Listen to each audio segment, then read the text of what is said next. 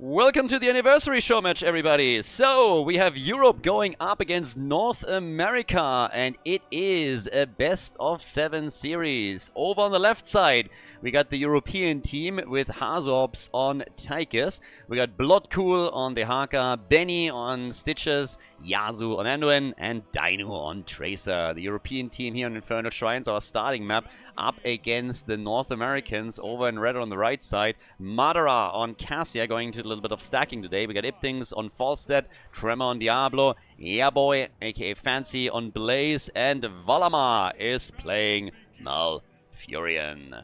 So, this is going to be a little bit of an interesting one. We obviously already had the anniversary tournament, but this particular gem here is a small show match that the sites have set up. There's 500 euros. Euros or dollars? Actually, I already forgot.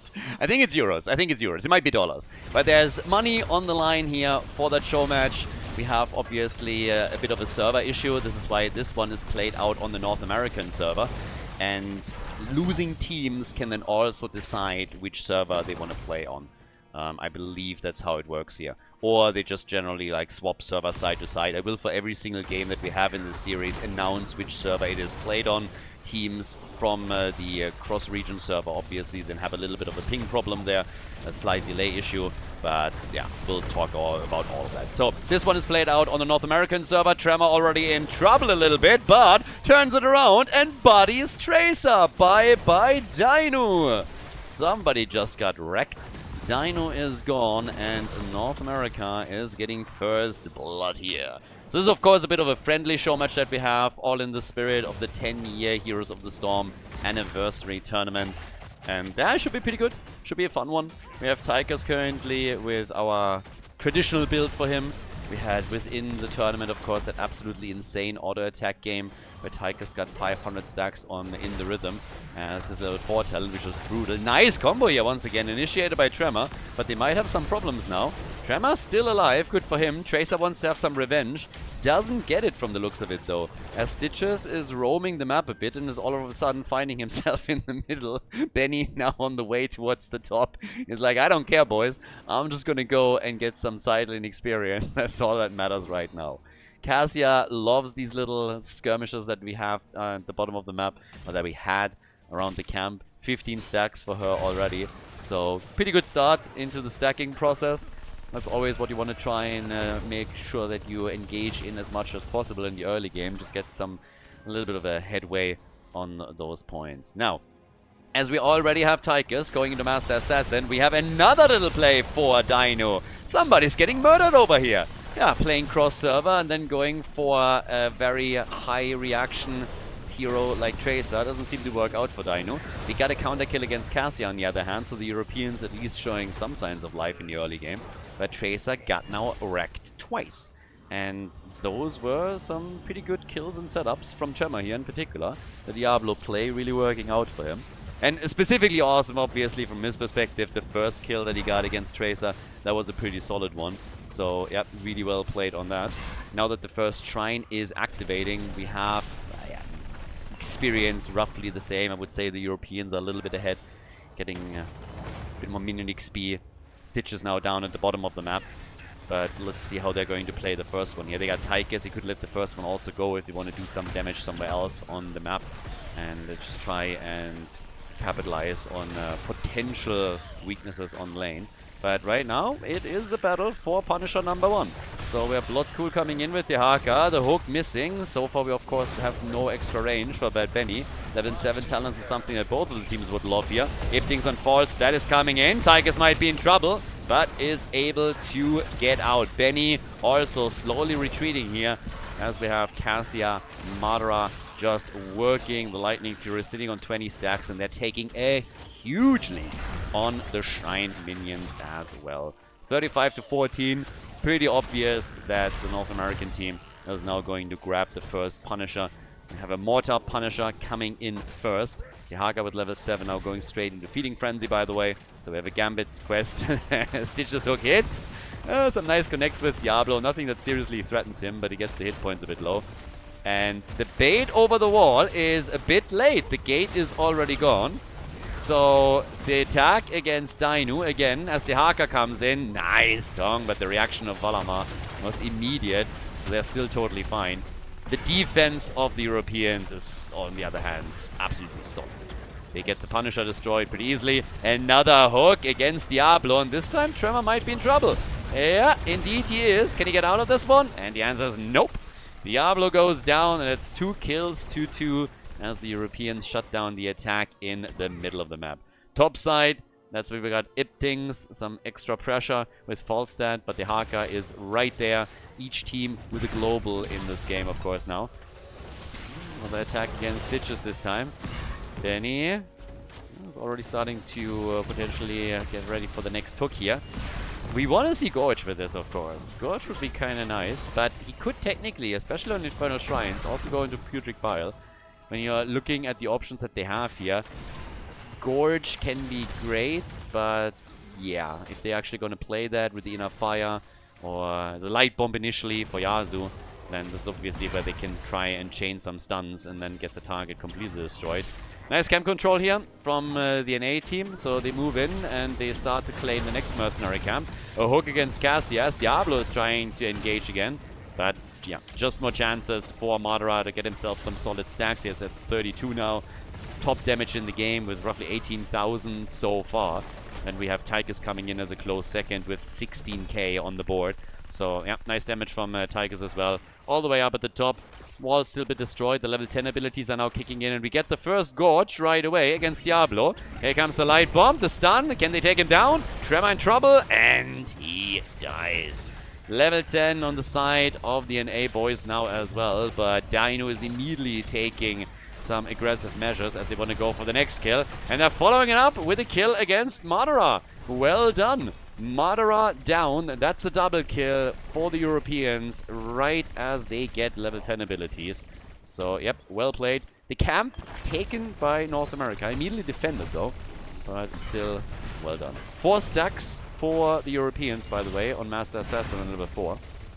Talent, as usual, taken for the passive. But if you can complete it, even better. Now, with Falstad controlling the side lane still, the red team totally fine, losing the wall down at the bottom of the map. A little bit of a setback, nothing crazy as a leading experience now for the blue team. For obvious reasons, those last few kills came in quite nicely for them. Another hook! Oh, nice! That was a really cool hook by Benny. Well anticipated, but he just can't get the kill. Now they're going for Diablo again. Love the pull, and then the stun gust had to be used. Diablo still totally fine, but this is the little trick that you can always pull off when you have Anduin in. Isolation is there. They want to go for Diablo again. The bunker.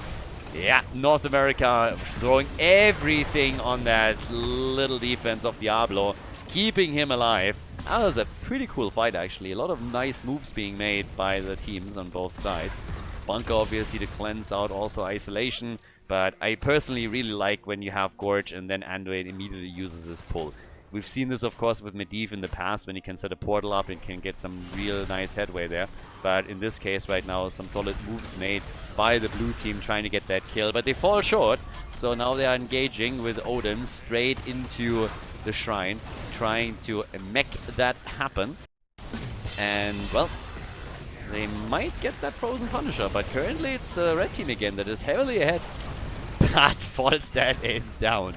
5 stacks to 20.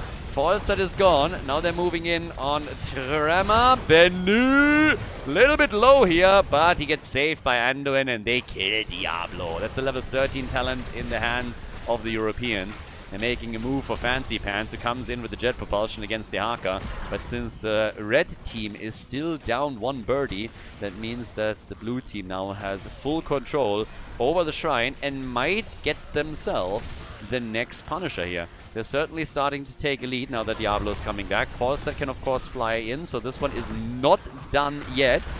Diablo engaging and coming straight for Stitches. 13 still not ready for the red team. The North Americans struggling a bit here. They're also falling behind in Shrine minions. It's not over yet with Diablo engaging with Lightning Breath. And Europe takes the Punisher, or should be able to. They're sitting at 39, and they lock it in. And the North Americans, they're fighting still on the Shrine, but they're able to take out Anduin. Punisher completely ignoring what's happening behind him. They're moving in for Stitches now, and that's a second kill with Cassia, absolutely shredding through the blue team. They're dropping Tigers as well. That's 3 down on the European side. North America absolutely crushing it here. De Haag is eliminated. Now they're coming in for Tracer. 5-man team wipe. Beautiful combos here from NA, and they are able to obliterate 5. So locking 3 kills in initially with Cassia, and then coming shortly after for De Haag and Tracer, the 2 stragglers. They're even able to take down the fort at the top left now. Whereas the Punisher is still doing some damage up at the top right, but obviously not quite on the same level. So this backfired heavily for the blue team. The Europeans winning the objective and then losing the entire team. Also, losing their lead that they had previously. That, on the other hand, seems to be a fairly easy kill against Blaze now. I don't think Gorge was really needed here. They're gonna get Fancy Pants for sure. So he's already gone. That puts them with 7 kills to 7 in a better position now. But still, the last one must have hurt. I mean, imagine winning the objective like this, taking multiple kills as well in the process, and then all of a sudden, your entire strategy and everything just falls apart here. So, yeah, that kind of sucked for them. Madara now claiming the camp at the top. He's currently at 50 stacks for Cassia at the 10-minute mark. So he's starting to do some solid damage on all of this. We're having in the middle of the map some pressure at least from the blue team. So as first maps go in a show match like this, actually pretty straightforward. Really nice back and forth from the 2 teams. Seem to be on eye level here as well. Another quick tongue, but negated by Malfurion. And always the chance to try and push for some structures here in the middle, but the defense from the North Americans was ready. Each team, of course, now clamoring for level 16.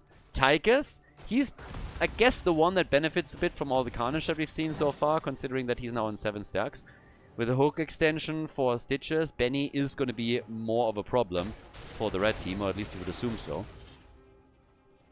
We have a level 16 talents now.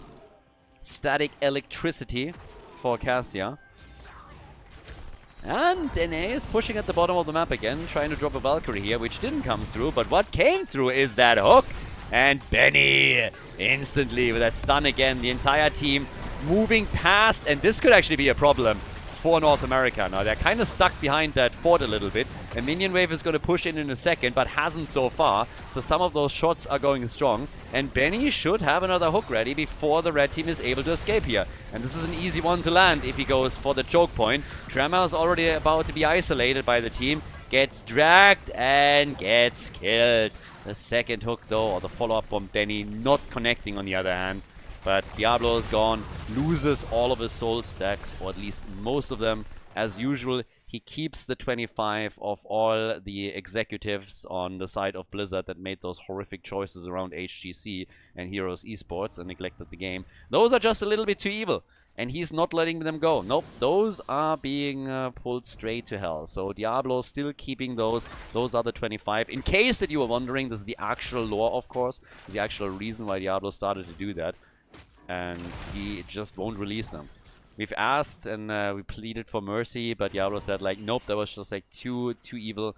I can't let these guys go. That's just not a thing.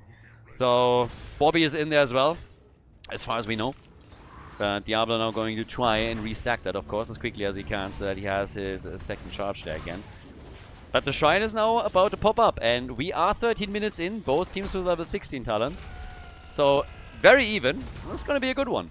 It's going to be a battle for the Arcane Punisher, as at the top you have the camp about to be taken out. Problem in quotation marks for the red team is they don't have their own camp pushing. This would of course be the dream right now if we're able to start and push a little bit further there as well and have a camp plus catapults going through the top lane and threatening the keep. But who's going to take it here? Numbers are currently put in by specifically Tigers with the 45,000 that he has, 38,000 by Cassia, and then we're coming in with Tracer as the 3rd highest damage dealer. So Dino is nibbling away as much as he can. The hook, the gorge, and the pull. Cassia connected, gets stunned, And then in comes the gust, but it's not enough to save Cassia. That's a kill, and that's exactly what they needed here. The bunker also not helping them, but yeah, really well played, as you can see. That was a beautifully executed combo, and a great hook by Benny, of course, to set things up. So Cassia is gone, and that is the main damage dealer for the North Americans, which means that they are falling back immediately. They can't fight for the shrine in a situation like this. They have to fall back and just salvage the situation as best as possible, getting themselves some mercenaries and try and pressure for that bottom fort. But the blue team now with an Arcane Punisher in the middle of the map, but they still have to take structures now. They haven't destroyed any structures yet, so nothing has been eliminated yet. We have in the middle, yeah, the push now coming up. That's the big opportunity for the Europeans to finally take a fort out too. And they still have the Haka at the top, so they can technically now try and go for a double. If they get the Haka just pushing a little bit harder at the top side and eliminate one more wave, which he's about to do, then they're guaranteed to get two forts here, which would be pretty big. But then again, Stitches? Stitches is not going to make it. I don't even know why Anduin followed that hard. I think at that point it was pretty clear this is not going to happen anymore. So Stitches goes down, Anduin follows, which means that here in the middle they still get the fort. The Haka is dealing with the top lane, but yeah, that mid lane aggression after the Valkyrie connected, I think Yasuo was of course hoping that he can get it, but the second that Diablo made that pull, it was already over. He would have been better off to just let Stitches die and fall back.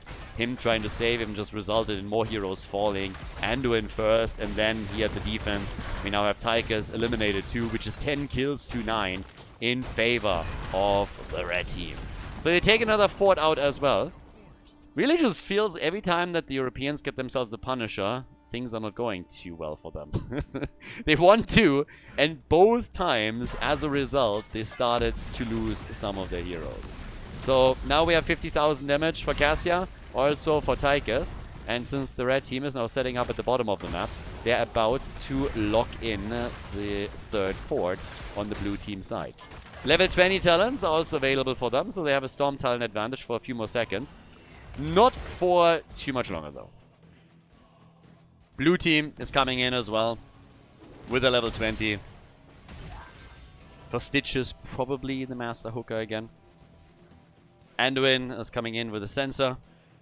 Stitches hasn't made a choice yet. Nothing really that shocks me too much in regards to what talents are being picked here. But Stitches is not picking yet.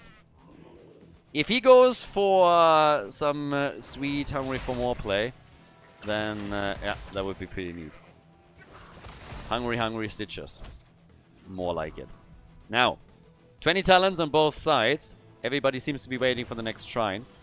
Slight advantage in structures for the NA team, with a fort that they still hold at the bottom of the map. Yeah, Tychus is at 9 stacks for his level 4.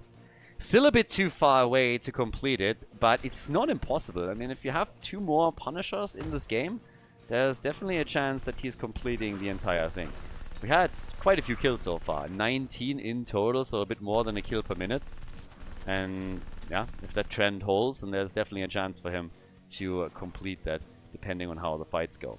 But everybody is just playing mega passive now. Nobody wants to be aggressive here. They just don't want to get caught. For the red team in particular, if one hook that Benny throws out connects, and then he immediately gorges, that could be that isolation kill that they want to avoid. So they're playing a very, very defensive game now. And just roam more or less as a 4-man, trying to take a couple of camps while Blaze is protecting the top right. And here comes the Shrine. Shrine is announced top side, which means obviously that both of the teams won't be able to rely on a fountain. Each team has lost the fort at the top. The Haka still trying, I guess, to get one more wave before he then moves towards the top, trying to apply additional pressure onto that fort and also make sure that those catapults don't become a problem for the blue team's keep. If they would move in, that would also be fairly annoying. But he is going to get some value here. All he has to do right now is, well, he can tunnel in. Could also have gotten for that wave again. Moves towards the middle. There's still a mercenary camp that he wants to deal with first. Benny. Looking for the angle. Looking for that hook. And the red team is obviously fully aware. Red team is waiting and playing around the cooldown. Benny has still not picked his level 20 talent, by the way. It seems more and more that we're gonna get him with just Mass Gorge over here. Big red button already used. 70 stacks now for Cassie. Has a bit of a side note, so yeah, good damage from her for sure. These hooks not connecting yet. But they are controlling the shrine quite nicely with Tychus, but that's obviously not going to last forever. It's 16 to 15 stacks now. Each team is doing well here with our StarCraft heroes. We have Blaze on it and Tychus. Now the push and the save. Dino is fine. Valkyrie and Stitches get stunned immediately. And that is Benny gone. Fantastic lead here. Really, really well done. So, Hazorps also in trouble. They at least kill Cassia, but they will lose Tigers too. So each team now without their main damage dealer. And in addition to that, the blue team just doesn't have their main tank. Stitches, he went in the meantime on level 20 straight for the gas back right there. The Frozen Punisher at the top is obviously now going to be claimed by the North American team. And that's a really nice opportunity for them to take the first keep of the game out. The Europeans moving down to the bottom of the map, trying to take the mercenary camp, and I assume attempt to apply some pressure onto that bot lane forward. But they don't have the time to take the minion wave out as well, so that's a little bit of an issue. Because up at the top, North America is already pushing. Quick reminder, game number 1 is played on the NA server. So since this isn't an offline event, there's going to be a lot of server swaps between the teams. We're going to always talk about which server the game is played on, but here it's all played out on NA. And the Europeans are suffering. They're losing their topside keep. The question is, are they losing the game here? 10 kills to 12. And the attack against Dino, he's fine for now. Dino is totally okay for now. They pulled into the middle. Punisher will be defeated, but the topside keep has now fallen. Punisher will be eliminated without doing any additional damage. But for the North American team, it's obviously great. They're moving straight over towards the mercenary camps in the middle. Try to lock those in as well. Benny was hoping to get a hook on one of the heroes. Can't. The Moonfight to take down the final Khazra.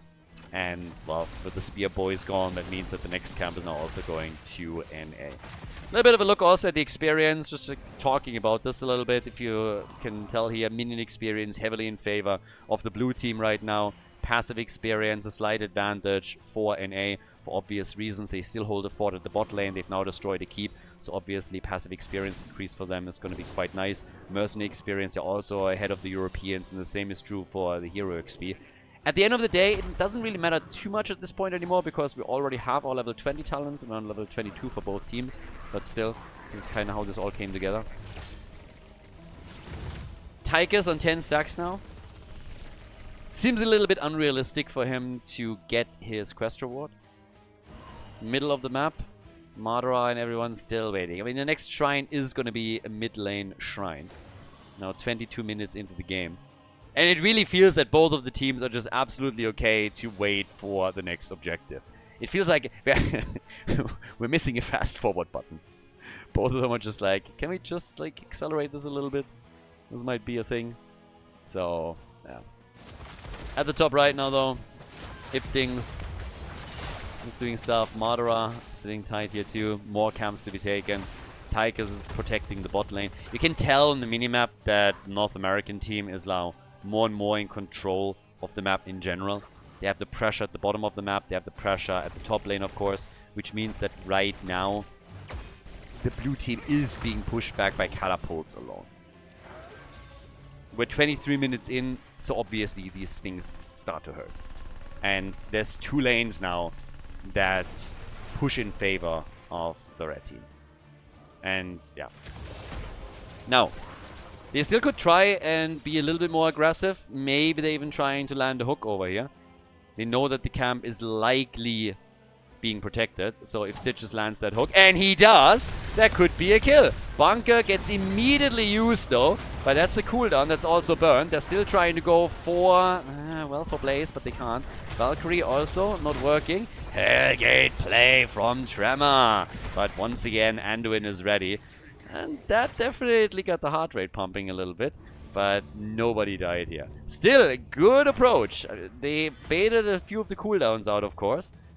And I think the blue team got a bit of a better cooldown trade here. They have most of their abilities still available. The only one that's still missing is Anduin's. And obviously had to use his trade too. They're trying to follow this up with another hook, but couldn't. But that means that Gust, for example, is down for another 20 seconds. So the blue team might have the initial lead on the objective on that alone. It's highly likely that the North Americans are going to play around this a little bit more and wait for those cooldowns to come back. Diablo is already moving in on the other hand, and so is Blaze. Bunker on cooldown for another 20 seconds. That's actually a pretty big plus. Malfurion, nice! He gets hit hard. They try to go for the kill here, and Valamar is able to get out. And Hazu dies. That backfired massively.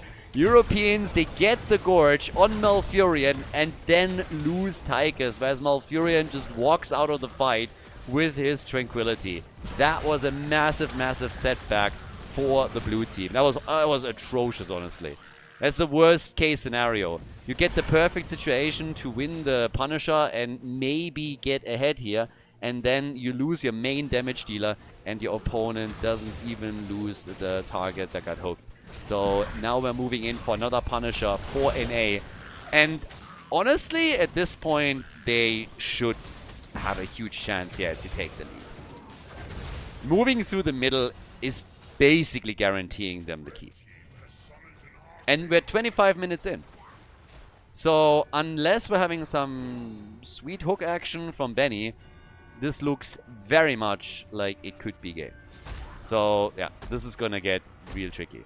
Now, as is, the defense is gonna try and do their best. They have Tychus back, so it's a 5 versus 5.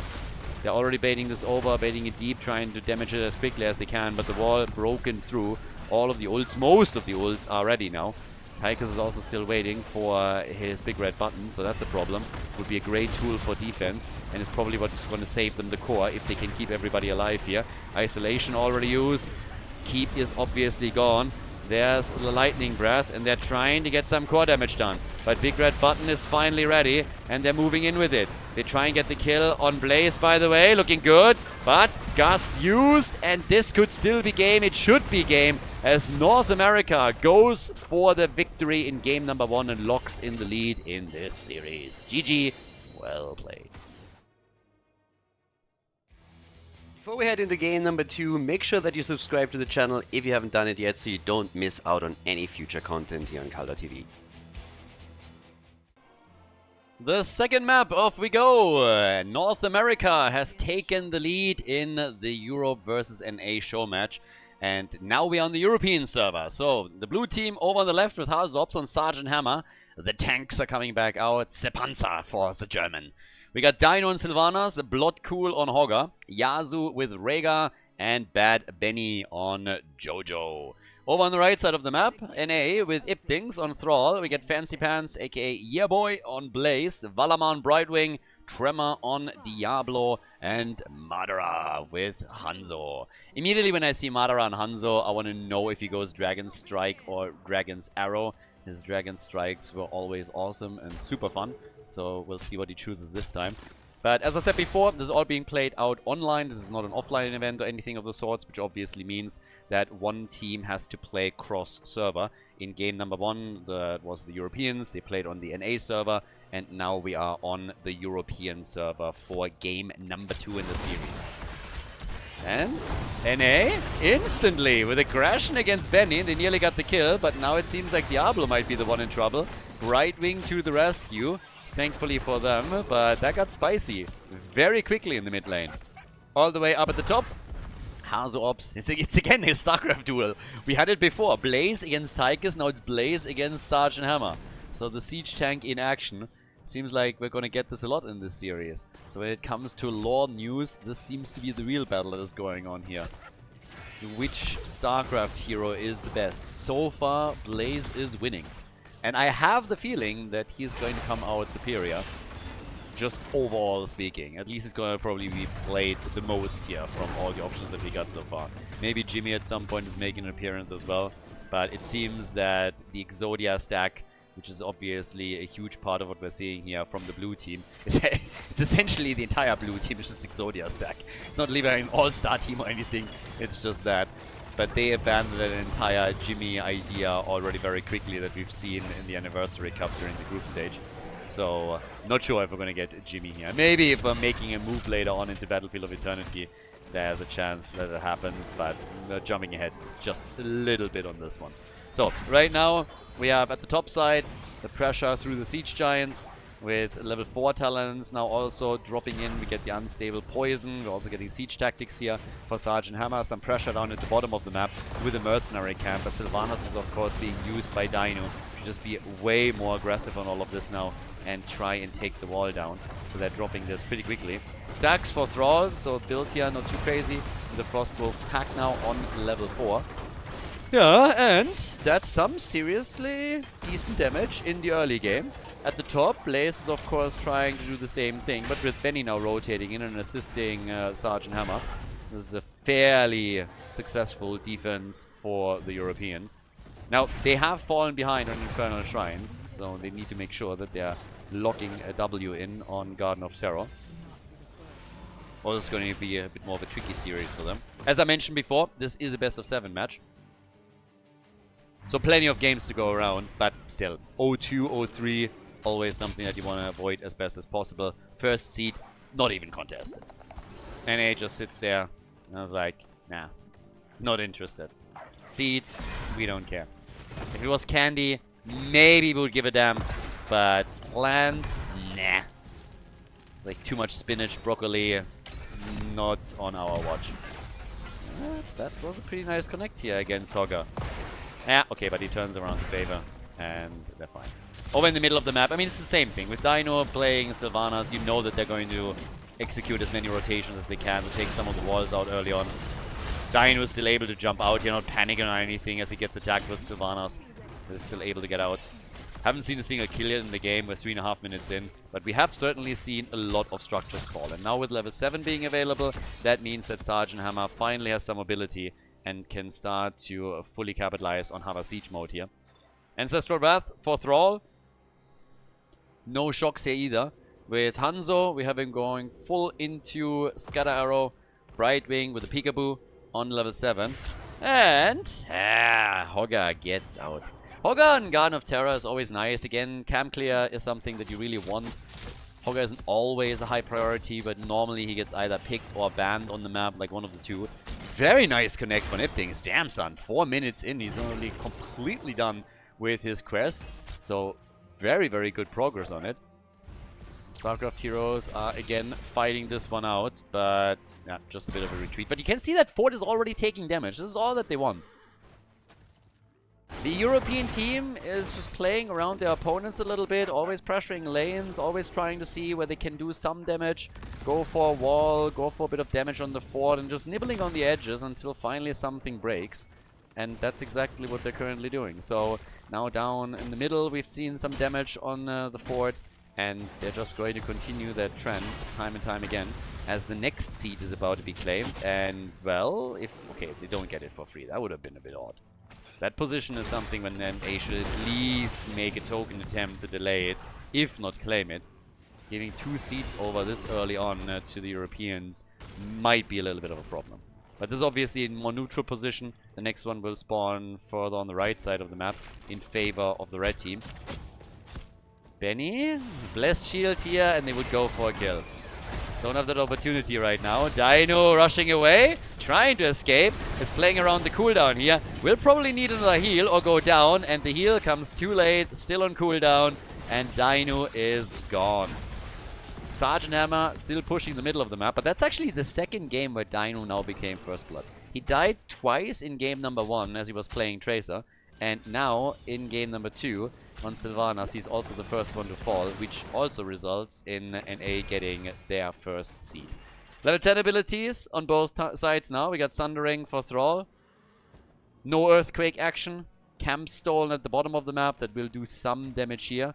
Shouldn't really be too crazy, but as I say that, Diablo's coming in to push that through. But that's some solid damage on the first of those towers. So that's not too bad. Arrow, by the way, is the answer on what exactly Madara is going to do here, so we don't get a Dragon Strike from him. It's a little bit too nostalgic, I guess.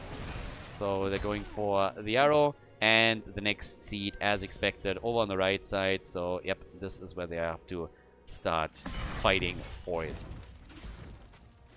To be fair, NA could just walk away with an advantage. They were trying to trap Madara, who takes a very, very safe path around all of this. Good for him. There was a trap set up in multiple regions now. If he makes a rotation straight through the middle, then he is likely dead in that situation.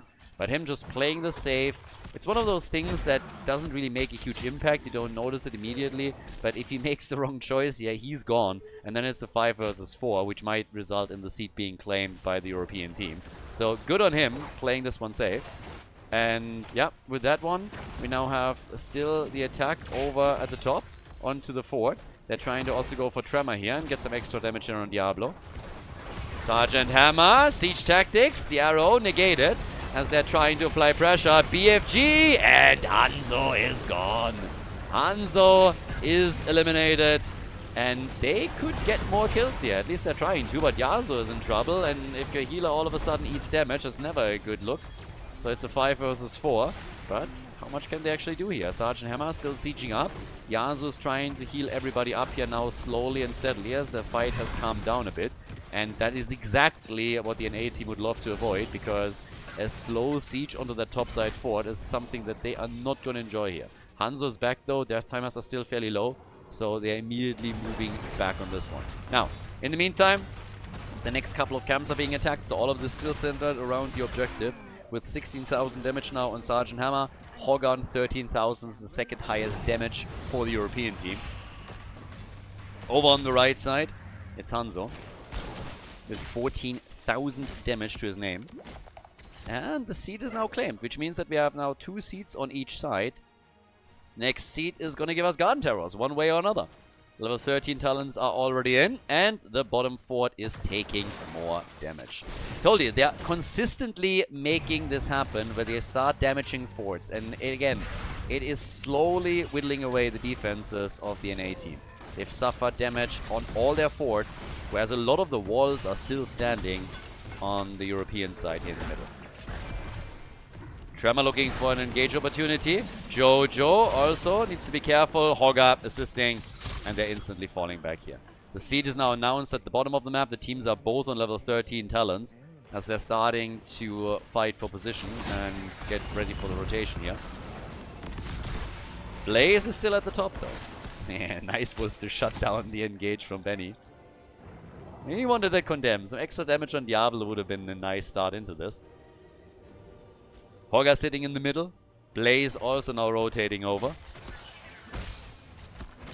Yeah, but the seed is spawning.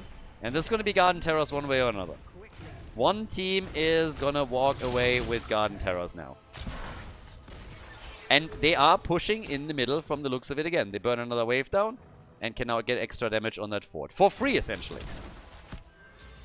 The red team is pushing at the bottom of the map, trying to destroy some of the towers. They also have their mercenary camp, their siege giants, which is obviously pretty neat. But here comes the play for Diablo. Stun. They hit Thrall with it as well. Blessed Shield comes out as a quick answer. And, well, with all that CC being used already, Blaze didn't even have to use his bunker. Arrow connects. Nicely done. The wolf is there. Sundering. But a beautiful Ancestral from Rhaegar. Tremor goes down. Blaze with the bunker. But that's still a 5 versus 4. For a little bit longer. Diablo will be back, but the problem is that now Blaze is in trouble, and if he dies, he's definitely not going to be back. So Fancy is about to go down. He's going to be eliminated, and this should give them a shot at the first set of Garden Terrors in this game. Nicely done. Especially the Ancestral that we saw from Rhaegar was absolutely on point. Just before the Sundering hit Rhaegar as well, he was able to get the ult through. Good interrupt here still from Brightwing. And they are setting up to make sure that they are not able to interrupt again, but at least they delayed the Garden Terrors a little bit so that Blaze has a chance to contribute to the defense. Slightly inexperienced now for the blue team, and the push for the bottom fort. Well, he can't really call that a push, I guess. This one is also going to fall. I honestly think that they're going to lose every single fort here. Maybe not at the top, because it seems that nobody's really pushing for it. But Diablo is already hearthing back home, because they realize that the blue team is instead moving for the bottom wall at the keep. And they have Sylvana, so you gotta do something here. Sylvana's already moving towards the middle, so they're trying to bounce between the two. Top side still being defended. But the blue team is locking in their level 16 talents any second, so they also have a talent advantage over their opponent, which is obviously pretty huge. At the bottom of the map, it's Sergeant Hammer that is still doing a bit more damage, now with level 16 also in possession of Giant Killer as a tool. Trying at the top to take out the fort, and that essentially means that Europe has now destroyed every single fort standing on the North American side. And as in game number 1, again the reminder, this is now played out on the European server. So currently it is the North American team that has a ping disadvantage. And I really think it shows. You obviously see a little bit that there are differences. We saw it in game number 1 already, especially with the Tracer performance in some of these instances by Dino. And now we have the same thing. BFG misses and Brightwing survives. It was a very nice engage against Brightwing, but they're not able to get the kill here. So that's a little bit of a problem for them. This actually looked pretty darn good initially, but they couldn't get the kill. So it's a lot of cooldowns that they just burned. And the next seed is something that they have to fight for. Because again, 2 seeds are still available for the NA team. So if you want to avoid those Garden Terrors, then you have to do something about the next one that spawns. They're trying again for Hanzo. Yeah, the whole... oh, and Hanzo replies with an ult as well. Forcing Rega to drop another Ancestral.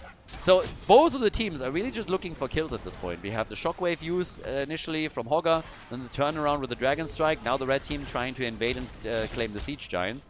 30,000 damage for Sergeant Hammer, 27,000 for Hanzo. Hogger again, attacked, Sundering, and beautiful combo. Nicely done. The NA team with the kill on Hogger, and the timing couldn't be much better for them. Just as the seed spawns, and it's also more on the right side at BFG though. Extremely well lined up, but not killing anybody. Doing some extra damage. But this should really be a seed that NA can take. I was about to say fairly easily, but honestly, with them not being present right away, there is a chance that there's going to be enough of a delay for the blue team to get Hogger back, and they might try and fight for this. First, at the bottom of the map, they were attempting to interrupt any kind of rotation. There's still Siege Giants at the top that are pushing together with the Catapult, so this might actually harm the wall. If they can delay this a little bit further, this would be fantastic for them. Interrupt is going to be happening. Nope.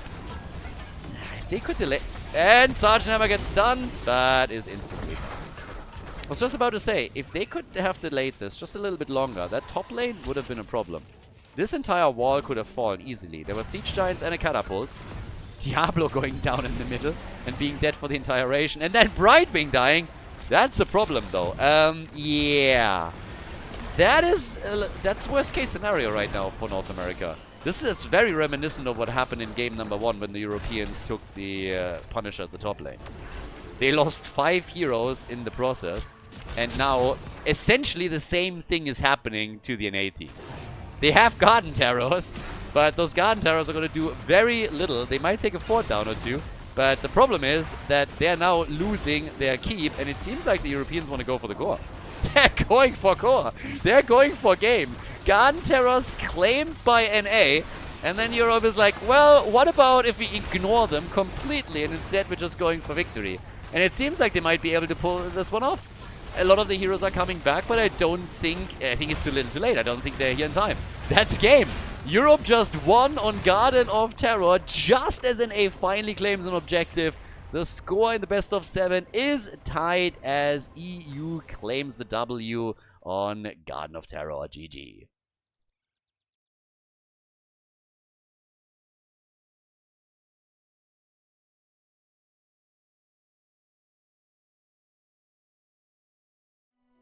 Game number 3. So, Battlefield of Eternity is our next map, and we are back on the North American server. So, we are switching servers here. Right now, the series is tied. The Europeans with a victory on Garden of Terror. Now that we're heading into game number 3 of the best of 7.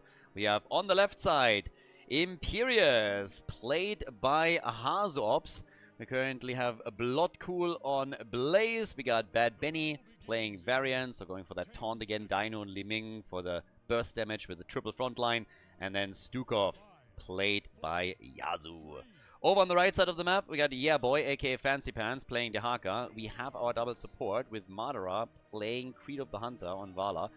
Valama on Uther, Iptings on Oriel, and Tremor is playing Arthas. So I guess technically Uther is not even doubling as a main tank here. We have Arthas as the main tank for the team. Then Dehaka, double support plus Vala. Definitely an interesting one. I want to see what Arthas just can do. Also, we have to see who is gonna get first blood this time. Because so far, Dino died twice early on. We'll see if it happens again here. Or if the spell is broken. Maybe it's the Europeans that can finally get a kill here too. But by now, we have on level 1 the Neural Stim Pack. We're getting low blow for Stukov. Arthas has gone into Rhyme. No rhyme or reason over here. And the red team is starting to stack Vala up a little bit. I mean, she has a double front line right now. Has 2 supports behind her. So that should be a real solid shield to keep her alive. If you go for the Gambit quest, you obviously want to make sure that you're not all of a sudden just getting murdered by the opponent, lose all of the attack speed bonus that you have here. But specifically with Arthas, they have somebody that when they slowly engage into this, can obviously help a lot and slow the opponent down too. The entire process and idea of the European team is just to go into a mad CC chain and then unleash Dino as the main damage dealer and help it to get some resets. So we'll see how well that works out. Since this is being played out on the North American server, this obviously means that the Europeans have a ping disadvantage now, once again. And Blaze goes down. Blaze the first one to fall. Good news is, it wasn't Dino this time. Still a European that is dead first. But, yep, they're apparently taking turns now. So, Dino is still alive. So this time it's not him. But good on the North American team. They're able to get themselves a quick hit all the way up at the top. We got Bad Benny and Yeah Boy locked into the 1v1. Also interesting to see Benny on the side lane currently. So they have Blaze on an Imperius at the bottom of the map. The entire red team, with the exception of the Haga, has now rotated towards the top after they already claimed the camp at the bottom of the map. They wanted to make sure that they get the next one too. Early claim, by the way, on the siege camp, the Bruiser camp. They haven't grabbed it yet, but they're taking it very early, just as the objective is announced, is when they're locking it in. They also have their taunt now, so with Benny, they can start and really try and get a hit. Nice. Oh, beautiful. Here comes the taunt. Great combo. Madara actually very low. This could have been a kill. If they are able to just completely follow up on the initial stun, they might have been able to take Vala out here. But even despite that, Dino was able to get good damage in. But if the entire team all of a sudden connects there and their opponents don't react quickly enough, this could have been the first death of Vala. As is, the NA team defended this one well. Now the objective is up on the map, and the Immortal is getting attacked right away. So, as is, we're now having, again, the stun chain unleashed, this time on Arthas, but it's Li Ming that falls. So Dino, maybe not first blood in this game, but he dies second, and he's not the only one. Imperius is also dead, and that is not a great start for the European team. Now Bloodcool is about to go down too, which means that we have 3 kills for the North Americans. That's 4 kills to 0 in total, and they haven't even lost a halftime show because it was the EU team that made the initial pressure play for the objective. But the Immortal is now being attacked here, and that's a great start for North America. That's about as good as it gets on the first objective. They're likely going to lock in the first one. At least the halftime show, they're going to win that. Question is still, can they take the entire thing? It's highly likely that they're going to get a level 7 advantage if this is a drawn-out battle now. But we'll see how far they can go on this one. Immortal already getting attacked here. Tremor, maybe in a little bit of trouble. Dino. Yeah, there's the taunt. Okay. And he gets out with ease. They're turning it on Varian instead. Howling Blast connects to Benny in trouble, and he's gone. But they win the objective. So Benny sacrifices himself for the greater good. They claim the objective. At least they got something out of this. This could have been way worse for them. So, not too shabby. Level 7 talents are now available for the NA team, and the Europeans, they're catching up. But that push at the top lane could still do an enormous amount of damage on the fort itself. The wall is already fairly low. And I am like talking out of my here. Like, yeah, obviously, again, the Europeans claimed that was the whole purpose. In my head, it was just now all, they took the Immortal too. I just talked about it a second ago, and then my brain immediately just like flipped and put the Immortal on the side of the red team, which obviously isn't the case. But the defense shouldn't really be a problem. So yeah, this way around makes way more sense. That's why Benny sacrificed himself in the first place. It's 5 kills to 0. Even with that killer comp, the EU team hasn't gotten themselves a kill yet. The wall is gone. Quest completed for Oriel. And by the way, Vala is just locking in these auto attacks all day, every day. This is fantastic for the damage output. Benny dies again, and we have Vala at 83 stacks now. The fort has taken a bit of damage, but now we have nearly a level lead already for the North American team, and they're looking fantastic here. It's going to be likely also a full-on range build for Dino. He didn't go into Calamity on level 7, but picked Seeker instead. So they are most likely going to go also into Glass Cannon with this, trying to shield Li Ming with the triple frontline that they're running here. But this entire killer comp that they're trying to execute hasn't worked out yet. They haven't been able to get that CC chain going and let Li Ming capitalize on it. And now what happens instead is a lick and most likely a kill. Hazops is dead. He's gone. And they are pushing further. 7 kills to 0. This entire lineup that they're playing right now is just not working. So down at the bottom of the map, Bloodcool has been holding the line as best as he could. But yeah, this is getting pretty dangerous. NA is looking great here. Full control from them. Early level 10. Might not play the biggest role around the objective, but let's see if they can use the window that they have. They went for Syndragosa, use it immediately, and that allows them to push for the fort now. They have level 10 abilities, they disable the fort at the top, Isolation is ready, and Benny is gone right away. He's kind of getting farmed. Varian is cosplaying a lane minion with huge success. Everybody's falling for it. Gives a little bit more experience than they do though. So he died 3 times now. And that top side fort is basically gone at this point. With the Immortal being announced, European team should be able to catch up on experience, at least in talents. But it's still a massive setback. I mean, honestly, if the blue team doesn't make any headway right now, then they're going to have a massive issue here. So, 10 kicks in. That gives us nothing too surprising. We have the Wrath of the Angarius for Imperius. We're getting Bunker, obviously, for Blaze, who gets instantly licked by Fancy. Repulsion for Li Ming, or Wave of Force, for now. But they still haven't seen a single kill.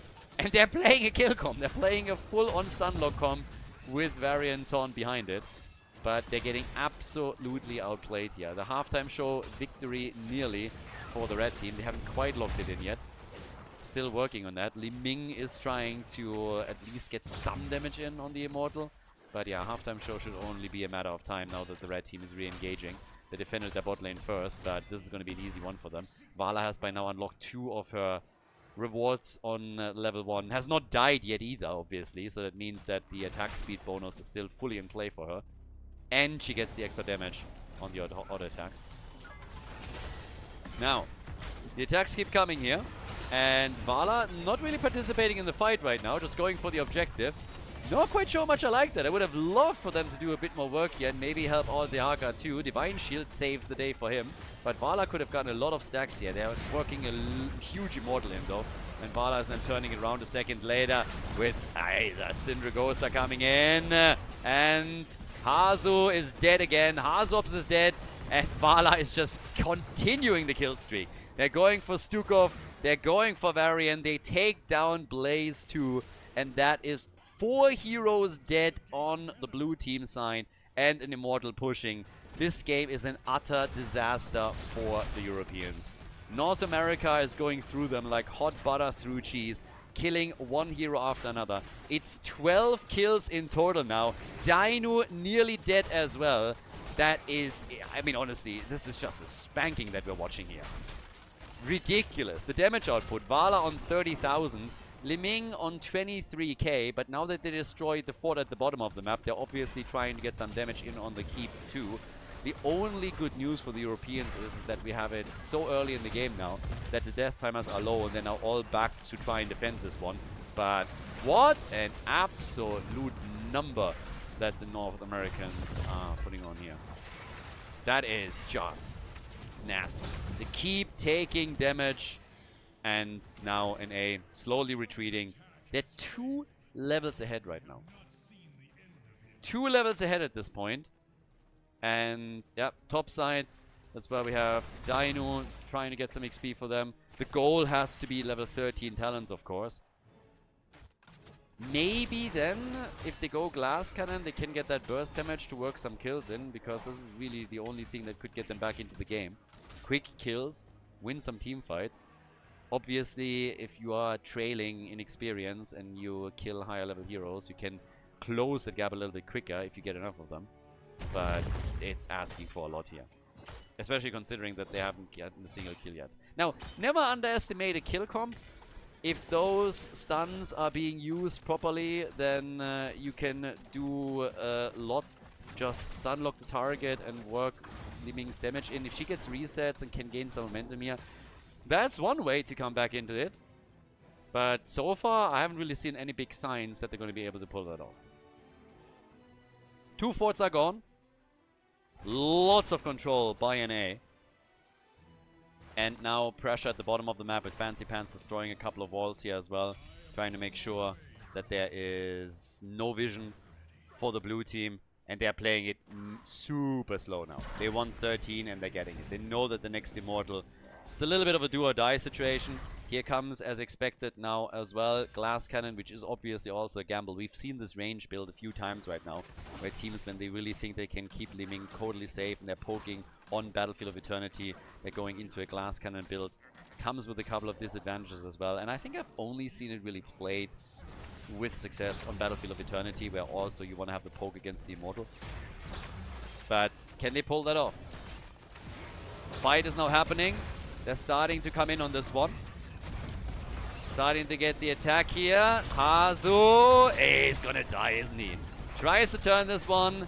And, yep, Imperius is dead. Hazu is gone. Kill number 13. Benny is about to die as well, and indeed goes down. Alright, nicely done. Same time, we have Bloodcool also in trouble, and he dies too. Blaze is gone. That's 3 heroes eliminated. 15 kills to 0. It's an utter disaster. That's another kill. The only survivor is again the range damage dealer. It's Dino, who is sitting in the back. 16 is on the board. This seems like it's going to be an easy win for the North Americans. Alright, off we go. And boy, that was just insane. Honestly, if they now make sure that they kill the core without even losing a single hero, this would of course be insane. It was pretty much a clean game. They're losing some structures. Maybe they can even save the fort at the bottom of the map, but obviously they lost walls and lost a couple of gates.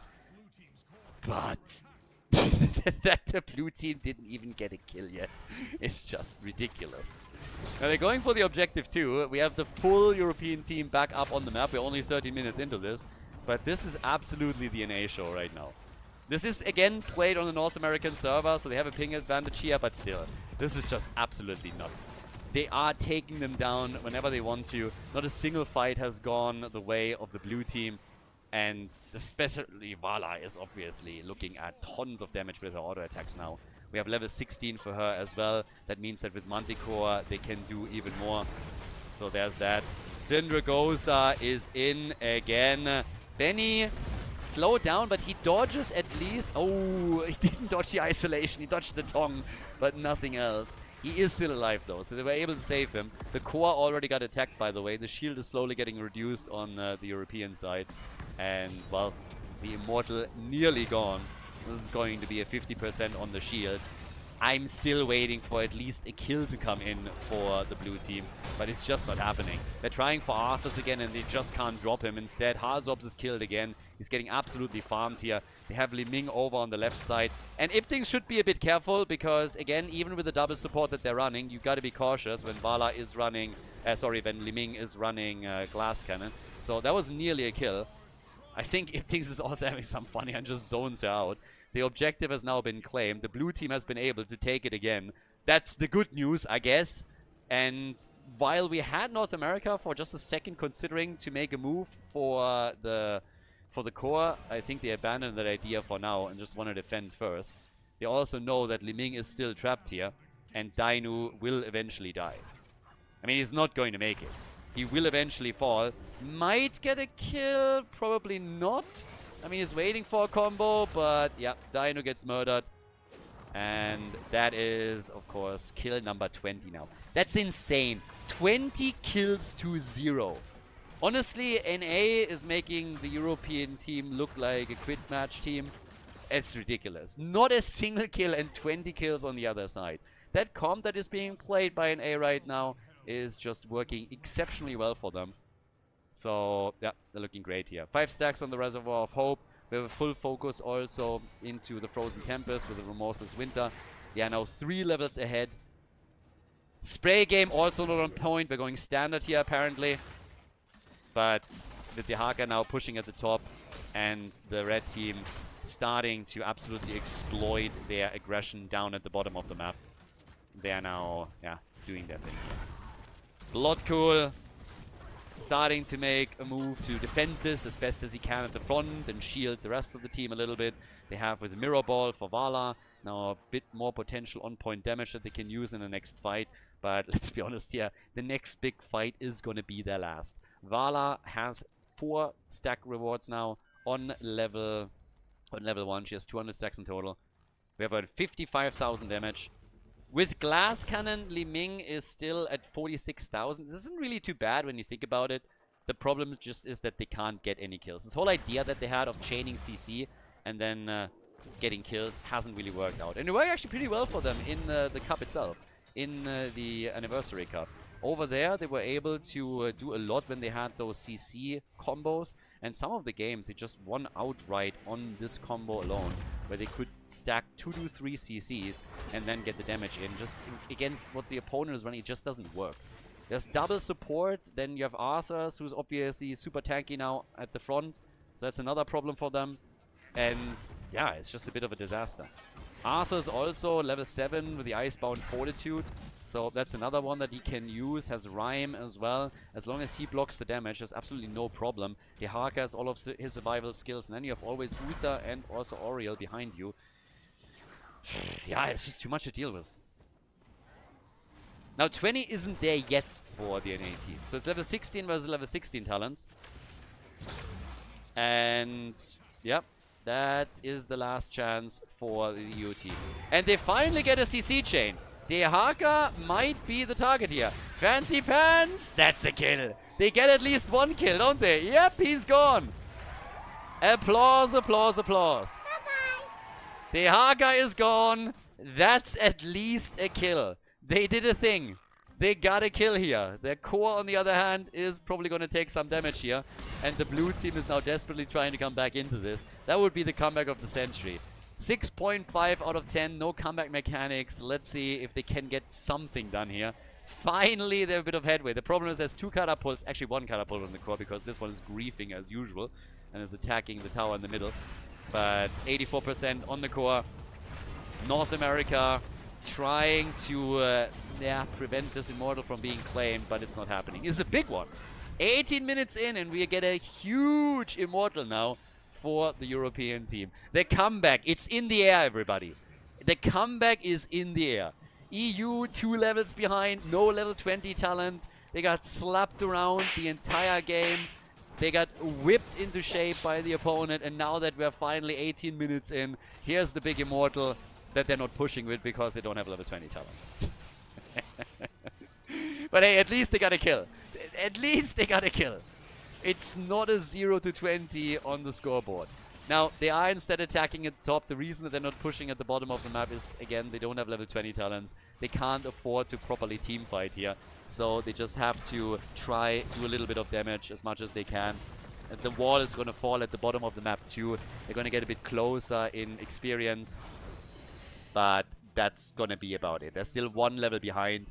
Benny has to be very careful because Haas is getting attacked now. Benny himself runs straight into them. Stuns galore. And Varian is about to go down. The bunker is in. He survives a second longer, but he's not going to make it. Once the bunker is destroyed, so will Varian. He goes down. Vala with 220 stacks now. They go for Blaze, and I think this might just be the end. The front line is falling apart. The bottom keep is going to be attacked next. There's half a level that needs to be bridged for the Europeans to get to level 20. And they might be able to pull that off, but I don't think they can do more than that. They got a kill. At this point, I'm calling this a win. They got a kill, so yeah, that's all that we're able to pull off here. And this is going to be the lead for the NA team. They are going straight for the core, and I don't think they can be stopped at this point. There's another kill coming through. By now we have, in regards to damage, 68,000 for Vala. The lead for the NA team. This is the third game of the best of 7, and North America just absolutely put on a clinic here. No chance for the European team. No chance for the Exodia stack. And that is a 2-1 lead for North America in the show match. Nicely done. GG, well played. And now we're moving back to the European server.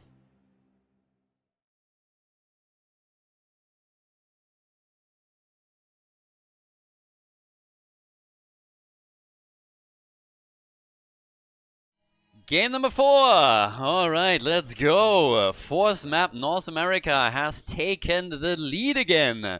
On the left side, the Europeans, now that we're heading into Towers of Doom with Hazorps on Cassia.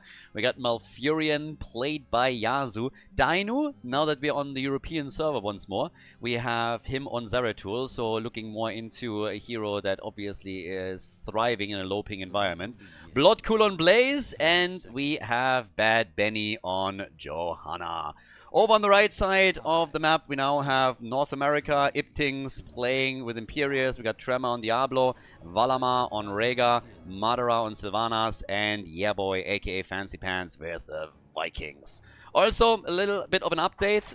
I was under the false impression that this tournament was also completely hosted, or sorry, the tournament, the show match, was part of the Anniversary Cup, and therefore financed through the crowdfunding of the Anniversary Tournament. That's actually not the case. This was sponsored by Icy Veins, so shout out to them. And a big thank you for making that show match happen. So apparently there was a little bit of a combo thing that happened there. I didn't cast this live, so I actually didn't know about this. I just got the replays afterwards. So shout out to Icy Veins. Big thank you to them for setting all of this up. And we now also obviously put in the logo accordingly. Check them out if you haven't yet. You can obviously have a look there. Icy Veins, either just Google it, or I believe it's icy-veins.com. They have a lot of map info that they have there about the game, still news about the game as well, with patch notes, for example, guides that they're running, and yeah, definitely have a look there. And again, shout out to them. So, Bloodcool goes down again. There's a little bit of a battle going on. I mean, honestly, at this point, it's really a meme. First, we have Dainu who died twice as First Blood. Then Bloodcool was First Blood in game number 3. Now we're in game number 4, and he dies as well. So now we had 4 times in a row First Blood taken by the North American team, completely disregarding which server it was on. And twice it was Dainu, twice it was Bloodcool. There's some kind of internal battle going on between the two of them. I don't know what the bet is, but at this point, this is the only explanation. We have, again, good start for the red team, but obviously they have to play cross-server now. And it seems like Tremor is going to fall here. He's been playing Diablo pretty much every single time that he could. So Tremor is just locking in Diablo every time that he has a chance. Now, the Vikings are also slowly being taken apart here. For the red team, of course, they want to run a strong 4-man in order to get all of this done here. Have the Vikings control the remaining 2 lanes, and the 4-man is making moves towards destroying either a couple of the walls, go for a pumpkin camp, for example, and take that one out as well. We have now stacks coming up with the Unfurling Shadows on level 1. And, well, with Imperius dying, the European team takes a lead on kills at least. You can tell that the drafts also start to make more of a difference right now. I don't think that Zeratul is really something that would have been chosen by the blue team on the previous map, since the game on Battlefield of Eternity took place on a North American server. So now that we are in Europe and they are operating in more of a low ping environment for themselves, that's when we see Zeratul come online. Could have seen a Tracer pick obviously for him too, but this is going to influence things quite a bit. You can tell that the whole idea on Battlefield of Eternity, for example, really centered around a CC chain that then gets capitalized on by a burst damage dealer. So that was a thing. All the way up at the top, we now have Bloodcool still taking out a couple of the Vikings, as Dainu finds himself on the wrong side of this fight. Is still trying to escape here, but nope, gets eliminated basically by the minion wave. I actually don't know why the kill went to the Vikings. Apparently still some damage over time. But it would have been more hilarious if the minion wave would have taken him out here. So shots are being fired, obviously, around the first objective. We have the triple altar in general. Double altar claimed apparently by the blue team, with Yasuo getting the channel through. Benny down at the bottom of the map is also a bit in trouble, but he might just get out with Yasuo being around to help him, and also locking the root on Diablo so that he can't make another engage. 3 kills to 2 at this point. A little bit more of an aggressive game. Vikings, of course, always good for an interrupt when it comes to the top left. You have so much control generally with Vikings on Towers of Doom. I mean, it's one of the reasons why you play them here in the first place, that you have a lot of map control and can interrupt altar channels. Blue team still able to get the second altar. And this is also a typical European map. Doesn't shock me in the slightest that we have the European team, which is essentially the Exodia stack, just pick Towers of Doom. It's definitely one of the maps that they've been playing the most also in the anniversary tournament. Diablo goes down again. Yeah, a lot of terror on my ass. He's currently getting absolutely murdered here. Second time that he went down.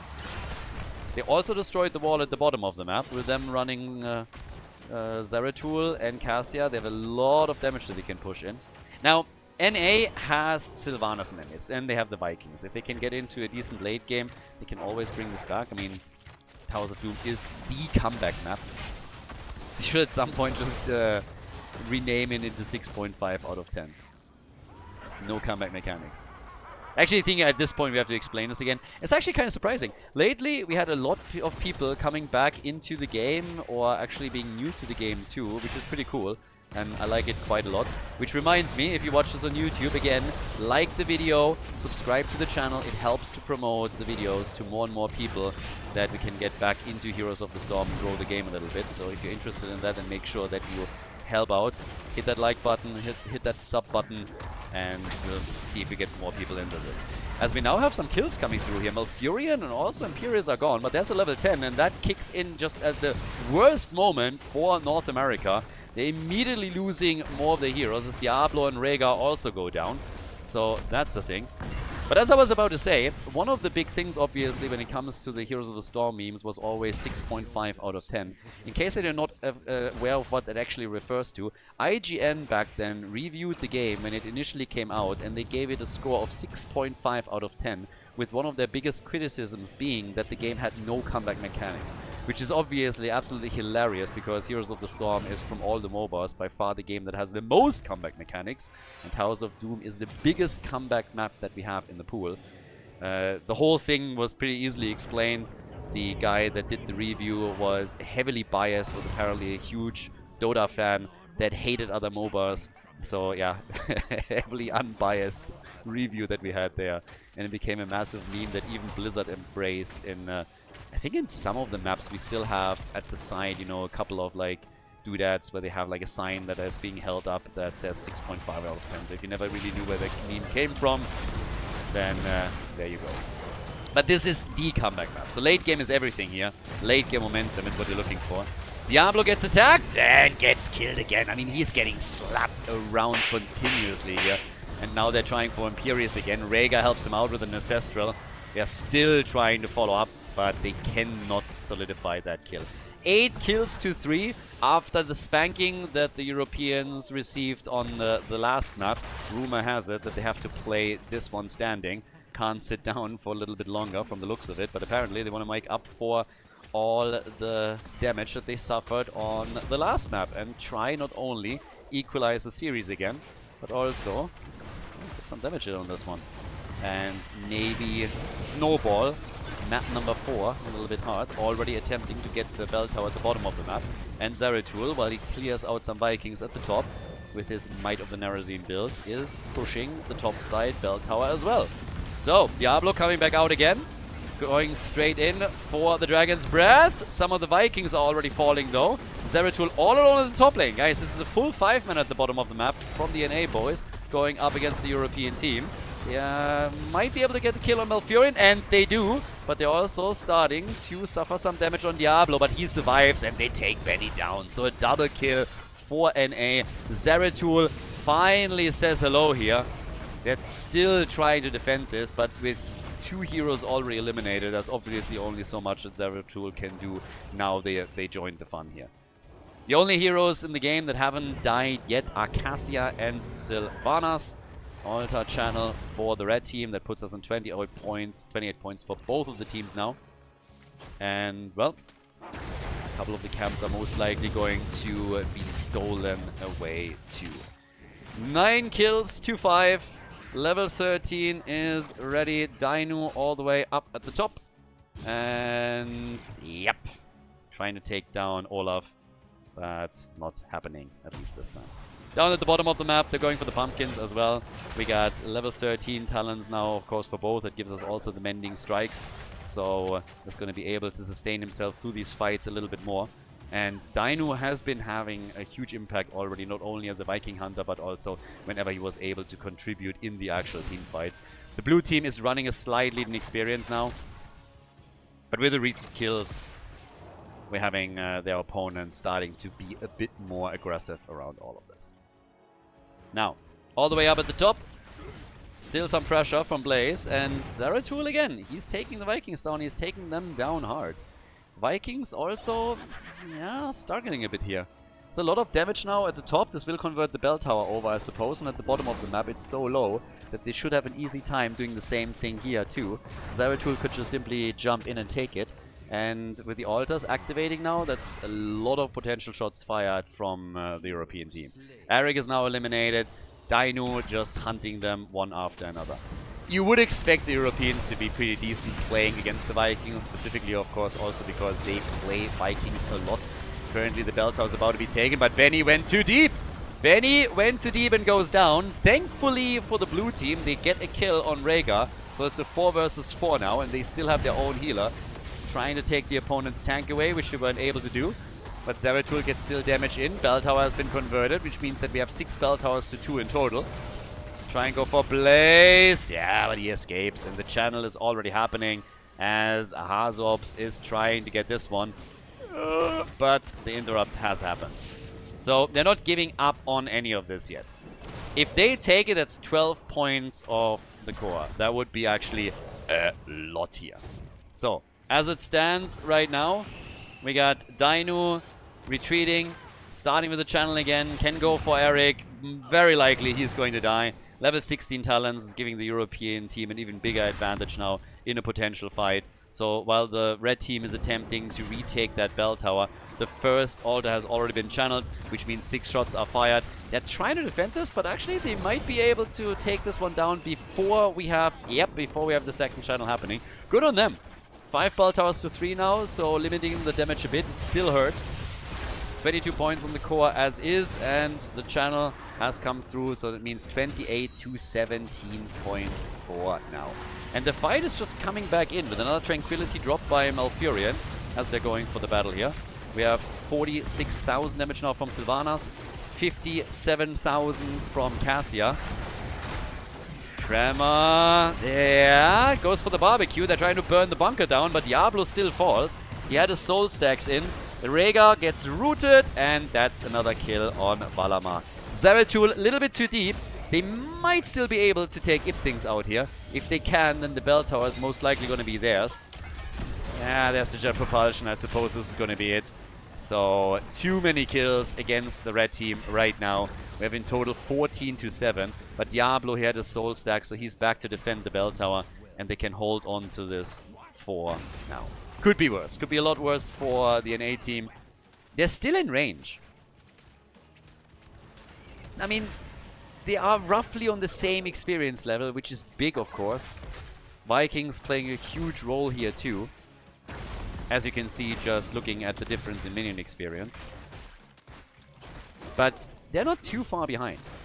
If you only look at the fights and also the situation around the bell tower conversion that we had a couple of seconds ago, then it gives you a very different feeling. It really felt like the Europeans were dominating everything so far, and they kind of did. But they are getting small advantages out of this, but they're not running away with the game right now. They're 9 points ahead on the core. This is easily mitigated in the late game. And we have the bell tower situation completely equalized at this point. So very nice recovery from North America. Next fights are going to be important though. 124 stacks now for Sylvanas on her level 1. Yeah, that stacking build that we're getting from her. Haven't seen that in a high level game in a long time. Oh, nice! Great kill against Malfurion. The exchange at the top left, top right. But in total now, 24 points to 30. So North America is starting to gain some momentum here. The final altar has been channeled on the other hand, top right, and that puts them down into the single digits. So they still lost out 2 of the 3 altars. Boss is up, has so far not been attacked by anybody. With Malfurion gone, it's pretty sure that the blue team is not going for it. And the red team is more interested in getting some control by taking a bell tower as they move into the middle for some free damage. Yeah, Valamar though! He goes down, and this is all happening with Malfurion dead. Malfurion isn't here. They don't have a support. They don't have a heal. But they're still losing heroes. Dainu is just starting to crush it. And they're going for Diablo again. Tremor is not going to make it. Tremor is down. Blaze, they get the counter kill. And Benny dies too. So it's a 2-2 kill exchange between the two teams. I guess still a bit of a win for the Europeans, considering that they were engaging into the battle with only 4 of their heroes. But yeah, it's an even numbers game now on the map. The big difference is that Rhaegar is gone, and I suppose also that for the blue team, the death timers are currently still a little bit higher since their heroes died later. 64,000 damage for Sylvanas, the other girl with the hoodie. And 91,000 for Cassia. Yeah, she's going to join the 6-digit club soon, the way this is going. Both of the teams, by the way, about to hit level 20, roughly at the 15-minute mark. So with that, we are already getting the Farseer's Blessing, and we also have the Fury of the Storm here. Sylvanas now with 155 stacks. Fortified Bunker, and obviously for Zeratul, Shadow Stride. Zeratul, again, huge impact in the game so far, in all of the fights, has put an enormous amount of pressure on the backline in particular, and really dealt well with the Vikings. But talking about the Vikings, easy channel down at the bottom of the map, nobody's dealing with this. So that's 4 shots fired, and it puts the blue team down to 20 points on their core. Still a big lead for them. Blessed Shield, talking about a lead, might go nicely into that fight here. Sylvanas with the Wailing Arrow. And yeah, the Hellgate play. But now they're turning it on Imperius, who's still able to get out. Vikings, the entire time, getting attacked over and over again by Dainu, who of course needs to be careful that he doesn't get stunned out by Olaf. But this is working quite well for them. Tremor at the front is eating the damage again, as Cassia is just absolutely crushing it here. 110,000 damage for her already. It's actually wild how far ahead in damage output she is. And they're coming in again for Imperius. Iptings gets attacked. Jet Propulsion does not connect with the stun. And Diablo, not again. He died 6 times, make it 7. Zeratul clinches it at the end, comes in, grabs the kill for the team. We have basically 30 kills now, 16 minutes in. Nearly 2 a minute. Absolutely wild game. Like, totally different now, especially from the perspective of the Europeans, what's happening here. 120,000 damage for Cassia is also just nuts. She's ahead in siege damage, at least on her own team too. But if you just compare her damage output, for example, to what we're seeing from Sylvanas, it's just a completely different situation here. But Sylvanas, she's stacking her level 1 continuously, trying to ramp up the damage even more for the late game. Blessed Shield again. Diablo he's a weak kitten in this game. He's just getting murdered. The impact of Dibble's just not there. Now we're having 20 kills for the blue team. They're going for some Viking elimination as well. Top side, somebody needs to deal with a situation here, or that bell tower is going to take a lot more damage. And we have an altar down at the bottom of the map that the blue team can now easily go for. But of course they would love to convert a bell tower over before that even happens. And they're targeting the bot lane for that very reason right now. And there's no defense coming. So this bell tower is lost. At the top they can maintain this a bit longer. But this is another 5 shots fired, and the problem with this is 9 minus 5 makes 4, meaning a boss can end the game in favor of the European team. The score overall in the best of 7 is now 2-1 in favor of the Europeans, but if they win here, then it's tied once again. So far, each team has won on their respective server. This one playing out again on Europe, and the blue team is heavily ahead. If they take the boss now and are able to win this one, then the series is tied and we will go back to North America. Now, boss is exactly what they're going for. And Diablo is back. So it seems like the blue team is not really too willing to engage into this. They know that they're currently in the lead and that they have a massive advantage here. One way to throw that is to int at the boss, get it completely destroyed, and then your opponent with Sylvanas taking one bell tower after another and gaining massive amounts of momentum. So they're trying to avoid that. Talking about Sylvanas, she's already pushing here in the middle. Dino making a late approach here. Didn't really want to run straight into an Imperial stun. But that's a lot of damage on that bell tower. It's a lot of damage that they got there. So, right now we got the push towards the top. Things sitting tight. And let's see what we're going to get from Tremor at this point, because he needs to be the one that engages. Cassia and Sylvanas are still the only ones that haven't died yet. They're trying to remove the boss now from the map, which they will do, but they also will be late to the bot lane. So that could be a problem. Blue team is fully aware what's happening. They don't want to engage in that fight. They don't want to give it to the opponent. So instead they're taking the pumpkins. That is already a problem in and of itself for the NA team, because they need to send somebody there to defend. It could be the Vikings, but the altar at the bottom of the map is of course a problem. 6 pumpkins trying to make through is another issue. Here comes the Hellgate play, trying to go for Cassia and take her down. That hasn't happened. Rhaegar dies, and that's a disaster. Rhaegar is down, Imperius is dead away as well. Sylvanas, Diablo, they're all getting targeted. And that is likely going to be game. The Vikings get at least one of the 2 altars, but that doesn't change things. 1 altar channel is all that the blue team needs. 25 kills, 210. They claim it. 150,000 damage for Cassia, by the way. Absolutely bonkers. The pumpkins make it. GG. Europe equalizes the score once again as we move on to game number 5.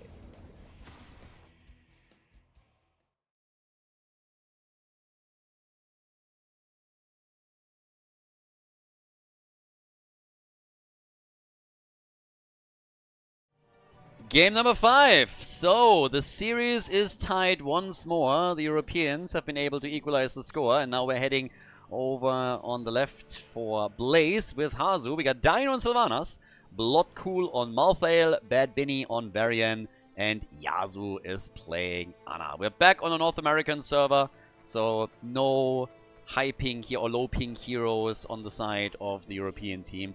No Tracer, no Zeratul here. Ana is probably the one that stands out the most.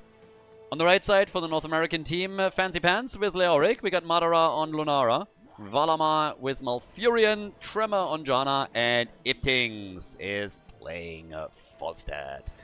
Now, level 1, we get Fear the Reaper from Malthael. We also have Contact Healing. And Tomb of Spider Queen, always a fun one. Probably one of my favorite maps, to be honest with you. I guess at times it feels like the objective is a little bit strange. It always depends heavily on what kind of team composition you have, but sometimes your objective feels a little bit underwhelming. If you have decent AoE clear, then normally you can defend quite nicely against the web wave, especially if your opponent goes more for a killer comp than anything else. But let's see what NA can do. So far the trend again has been holding up. Every single time we play on the European server, the European wins. Every time we play on the North American server, the NA team wins. So, question is that trend holding up here? Or are things going to change a little bit on this? Now that we are again on North America with Tomb of the Spider Queen. Definitely going to keep our eye on how the blue team is going to try and deal with the ping disadvantage now that they have playing cross-server. Ana, of course, will probably be the one having the most issues here. But we have, again, some stun comp with Varian going for taunt. And this time, they have a couple of options with Malthael as well. We've seen during the Anniversary Cup a few times Nano Boost with him going into Tormented Souls, Malthael. And you could still go last rights here, of course, if you're just thinking, hey, makes it easier, it's a point and click, we can lock in a kill, solidify that, and if we play that nicely around good taunt plays by Varian and follow-ups from Blaze with jet propulsion, then we can also get the cooldown reduction on it and get work done there. So Bloodcool could go into last rights and just trying to get the kills like that. Because if you compare this a little bit to the last time they were trying to go for one of those sniper comps, which was Battlefield of Eternity, they really struggled to get the damage through properly in order to get those kills, and ended up walking away with one single kill in the entire series, which was of course a bit bonkers. So they're going to try and change that, and we'll see how they're attempting to adapt to this. That is potentially... yeah, that is First Blood. That's exactly what they failed to do in Battlefield of Eternity. The jet propulsion follow-up was there, and Bambi goes down. Lunara is eliminated. She is First Blood. This is the first time, actually, that North America lost a hero before the Europeans did. The first time in this entire series. Ridiculous. And they instantly capitalize on it a little bit by doing damage at the bottom of the map with Sylvanas. That's of course the beauty of having her here. Oh, and they're getting a lot of damage in on the Janitor too. Shouldn't attack the Janitor. He's the only one to really, you know, put some effort in. Who do you think keeps those maps clean? Every single time that Zagara is being played and just comes through and makes everything dirty, somebody has to deal with it, and it's the Janitor. Malthael at the top has gone down. So Bloodcool dies second. He just wasn't able to be the first one to fall. He is the first one to fall on the blue team. So I suppose he's now in the lead compared to Dino. Normally it's Benny. But this time we're having a very different situation here. A couple of gems have already been secured by both of the teams. Well, only the blue team has secured some, but obviously each team has now quite a few accumulated. They can start the turn in. And hello, Benny, 15 gems, and the taunt. Benny is gonna die. No, he's not! Yazu! Damn, he's able to get the heal out. I honestly think that the red team might have thought he is dead already and didn't realize that Ana was close. I didn't realize it either. So great save by Ana. My question would have been, does he lose all the gems? Or can they recover them? But he's actually still alive and kicking. So nice catch there by Yazu, and Benny still able to get that turn in. They have 22 gems already delivered. Red team contributed 16. Both teams have now enough to get their turn in. Something, by the way, that you might not be aware of with the UI, if you look down at the bottom right, there is now that blue and that red glow around the number. That indicates that the team has enough gems to complete a full turn. Just in case that you were not aware of that. Check it out once that the first turn in has happened and the web weavers are removed. When it pops up again, the team that got the turn in will not have that glow because they don't have enough gems to get a complete turn in if they deliver the gems that they're holding. I'm pretty sure that there's some people there, no matter how long they watched, that they weren't quite aware of that. There were a few nice little cool things like that added by Ali, who made the UI for all of this, that are fairly neat.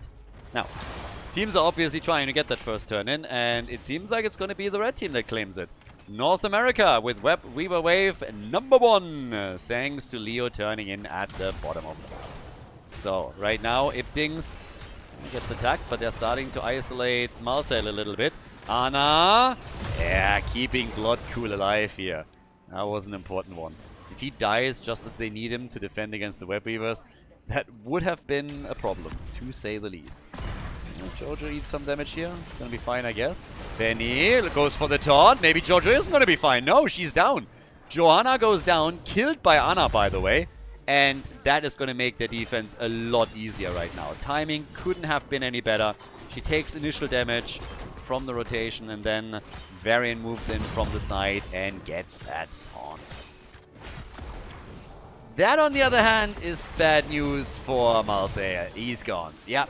Malthael is gone. They have Anna here, but she's not going to be able to defend by herself. Gets Sleep Dart out, but this is lots of damage at the bottom fort, and that's actually fantastic. That's a level 10 ability and a fort for North America. That's fantastic. For the first objective, that's damn good. That's great. Taking a fort out with the first objective. The opponent doesn't have level 10 yet. They're going to get it now, but that's exactly what they need here. So, level 10 abilities kick in. I want to see what Malthael goes for. Last rites. Okay, so now we have a closer. Now we have an ability that helps them to get those kills. And we'll see if this is going to make things a little bit better compared to what happened on Battlefield of Eternity. I guess, strictly speaking, it is already better, but they still need something here. They also have Sylvanas, in this case, missing the mind control. They're trying to respond with a quick entomb, but they didn't have anybody around who could really threaten Varian in that situation. Blaze was also nearby. He could always have dropped the bunker there. Yeah, Falstad at the bottom of the map now. But this should make it a lot easier for the European team to now get those kills that they missed out on when they played on BOE. So, up at the top, Blaze gets attacked. Benny also pushed back. They still haven't gotten that turn in. They have a lot of gems here. There's a lot to lose, of course, too. Lots of gems in their hands that they could use for a turn in. So, we'll see if they're going to pull that off or not. Right now, we got Sylvanas down at the bottom of the map, defending against the siege time that were taken. The North American team is just in the driver's seat right now. Again, disappointing performance from Hazops at the top. Standards, nope, I'm sorry. That is just not okay. Punktabzug in der B-Note. Yeah, definitely a little bit of an issue here, and that's just too... it's not the level of spray game that I expect here. So, a little bit disappointing. But they're trying to get that turn in. And again, it's Jojo, of course, as usual, that gets the interrupt. Massively annoying here with the shield clear. But the turn in, not happening. They get the kill on Ana. They get the kill on Sylvanas. That's horrible for the Europeans. That's exactly what North America needed. They come in with a fantastic entomb as well. This could be a 5-man wipe from the looks of it. This is an utter disaster for Europe. An utter disaster. Bloodcool is getting the gems, most of them. 68 for him. They're gonna throw everything at him. And they kill the entire team. 5-man team wipe. And the gems are all gone. Utter disaster for Europe. They lose everyone. They can kill only Malfurion. Malthael was trying to recover the gems. It totally backfired, and that is that. Now they lost everything. The red team gets a Web Weaver wave, their second one. And we have also the boss being attacked at the top. Malthael isn't here yet. They can easily make some moves here and go for the boss. They're already trying to take Sylvanas down as she's attempting to escape. She is actually able to make it out. But the boss should still be taken. And let's not forget that the Web Weavers are making a move. So the longer the blue team is pinned down to the top lane, the more the Web Weavers at the bottom and the middle are going to do too. So the boss, they have to let it leash since Leo falls. That's also a stack for Malthael, by the way. But this is still an utter disaster for the blue team. If they are losing more heroes here, if Blaze, for example, falls now as well, that would make things worse. But there's the second stack for Malthael. Got the first one earlier, I believe, actually, against Malfurion. Now we have Johanna eliminated by him. Another entomb hits hard. Even if it just slows down the rotation, it's already worth it. It will ensure that the fort in the middle gets destroyed, and that's what we're getting here. Seems like the server curse is again coming through. Every single time so far, the team that was playing on the home server won the game, and now North America has taken the lead again on the North American server. All the way up at the top, we now have, Falstad still falling behind a bit. Or falling back a little bit. An escape here. Malthael is saved again by Ana. Yes, 10 seconds cooldown reduction right now. He needs a little bit more here. If they can get another lock here in a couple of seconds against someone like Leoric, that would of course be amazing. The more you get that cooldown reduction kick in early on, the better for you later on. They want to get their first web weaver wave, but let's not forget they have lost 2 of their forts now. They are half a level behind. Red team is also still trying to gather up some gems, but it's just kind of nasty how much they lost. What was it, like 80, 90 gems, something along those lines? Just the interrupts from Jojo alone are so annoying for them to deal with. So once again, they're trying to get the kill here. Last ride's not going to be enough. Not enough to get a kill. Lunara jumps in. Bambi is trying to get the damage out, and they do. Slowly starting to poke against Sylvanas and forcing her back as well, as they're focusing their attention on Blaze. The blue team is just not able to get that turn in. That's essentially just what it is. North America is now closing slowly in on a level 16 talent, which means it's going to make it even harder for the Europeans to get their web weaver wave. And in addition to that, they're turning in more gems. Falset is now going for the mercenary camp down at the bottom of the map. There's level 16. That gives us also the mithril mace to the face for Leoric. And Lunara, after going on level 4 into the Blossom Swell and then into the Choking Pollen, is now following this up with accelerated contamination. They take down the fort at the top, and now they're going to make a move for the boss. This is going to be the time when we're likely getting a turn in from the blue team. It's going to be the old play where one team takes the boss, the other team gets a turn in, each team defends, and they're going to be fine. That's at least what the blue team is now going to try and do here. They're already moving into turn in. Dino delivers the 11 that he holds, and Bloodcool is not going to get interrupted in the middle either. So this is just costing the blue team their gems, and they will not be able to do a lot of damage with it because they themselves will have to defend against the boss. It's kind of funny actually that Lunara just gets pushed out by the tornado over here. 16 versus 16. Boss defense against Web Weaver defense for now. We get the active reload here. And again, the attempt to go for Tremor. Now, if they can get a kill on Jojo again, that would be amazing. There's no defense, by the way. They're not defending. They're hoping to get kills here. They just let the boss do his thing. And they are willing to take a bit of damage on the top side keep. So they're trying to attack here as best as they can. The Web Weaver in the mid lane has already been eliminated, so that one's out. Boss is starting to do damage, and well, we're 13 minutes in. I honestly expected this to do a little bit more, but the Web Weavers obviously at the top lane, some of them were trying to defend there too. So not too bad for the Europeans. A good call. They take some damage on the wall, but I expected them to take at least a little bit of damage on the keep, which is not the case. Which means that right now North America still defending, but they're not losing a whole lot. Keep in mind, the first time that NA got a Web Weaver wave, they took a fort out. Now that we have the Europeans finally with an objective, the only thing that they are getting is a couple of towers and a gate. Last rights, once more, not really doing anything for them. Got negated, Madara is still alive, and Sylvanas is the one that falls. So Sylvanas is gone, Bloodcool got boosted by Ana, but it's a 5 versus 4 here, and they're going for more kills. They want more, they want Benny, they want Malthael, and Malthael is gonna fall, 100%. Malthael is dead. Malthael is dead, but there's a counter kill at least on Lunara. She's gone, but so is Blaze. It's again bad news for Europe. The blue team is suffering here. Yasuo is trying to escape and is able to make it out. Great job by him. But the problem is, of course, still that this Web Weaver wave didn't do a whole lot for the European team. They haven't taken a fort out. They were able to damage the one at the top at least a little bit, but that's all that they were able to pull off here. And now it's another turn in, potentially, for North America. 50,000 damage from Lunara. We got 45,000 from Malthael at the bottom of the map. Benny holding 22 gems, but the turn-in is happening here. Or is it? Apparently not. Also could go in for this. It's actually more Tremor that needs to turn in. But I guess they want to line it up with level 20. Which is going to make it a really powerful push. Siege Giants, they can time those as well. Yeah, that's going to be a lot of fun for the Europeans. Not. Malfurion just trying to get some mana. Yeah, they're prepping everything for this. Now they get the turn in. By the time that the Web Weavers are on the ground, they're going to have their level 20. Or at least shortly after. They just need to go for the wave in the middle. Maybe the one at the bottom of the map with Leo. There it is already. So, yes. We're getting the Galloping Gate. Entomb has been upgraded as well. They're already trying to go for a quick connect at the bottom of the map. Mind Control missed.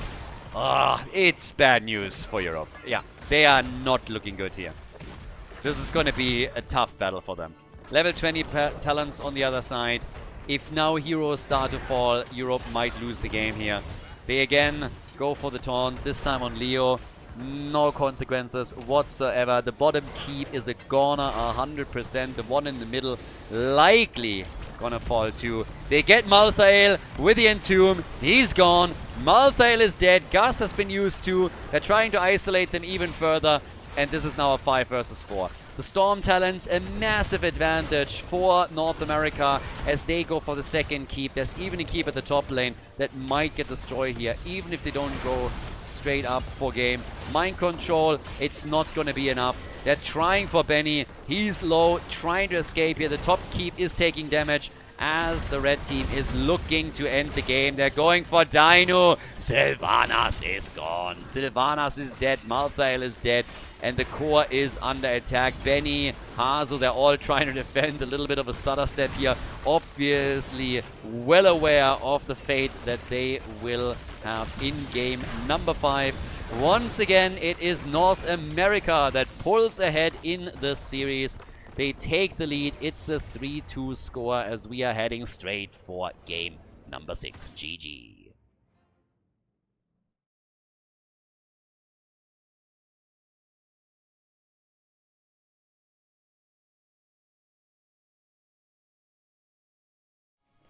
Well, here we are again. Game number 6, and North America is in the lead. We're back on Europe. Now we're on the European server in this Showmatch, sponsored by Icy Veins.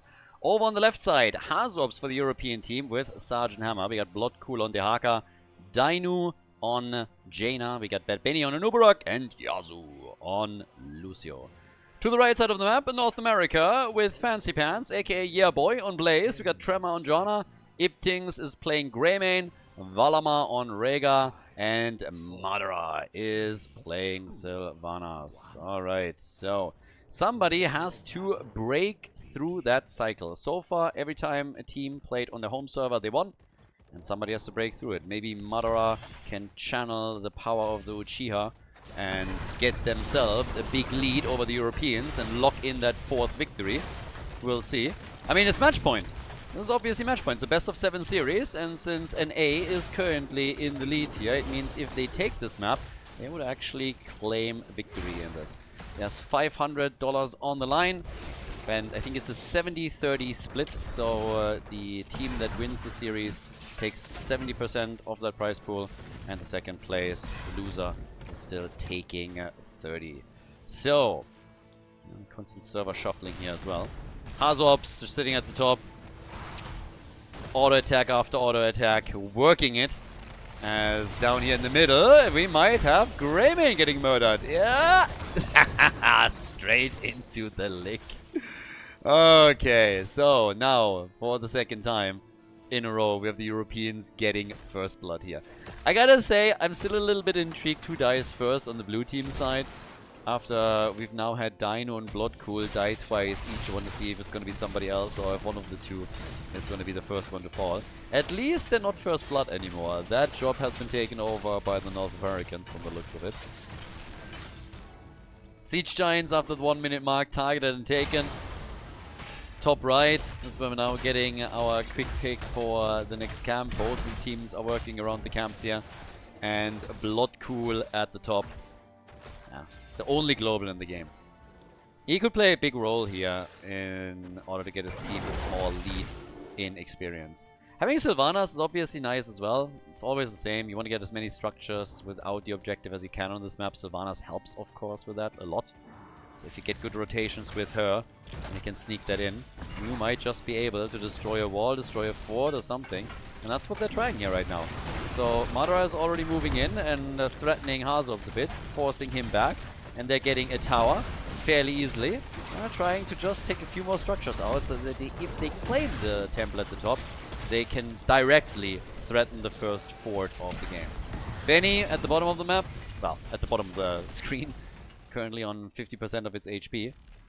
We now have also the Frost Armor for Jaina, and the Temple's about to activate too. They make a move for Jojo, but Tremor is going to be fine here. Even if a drag connects, he's not going to have a problem with it. At least not a big one.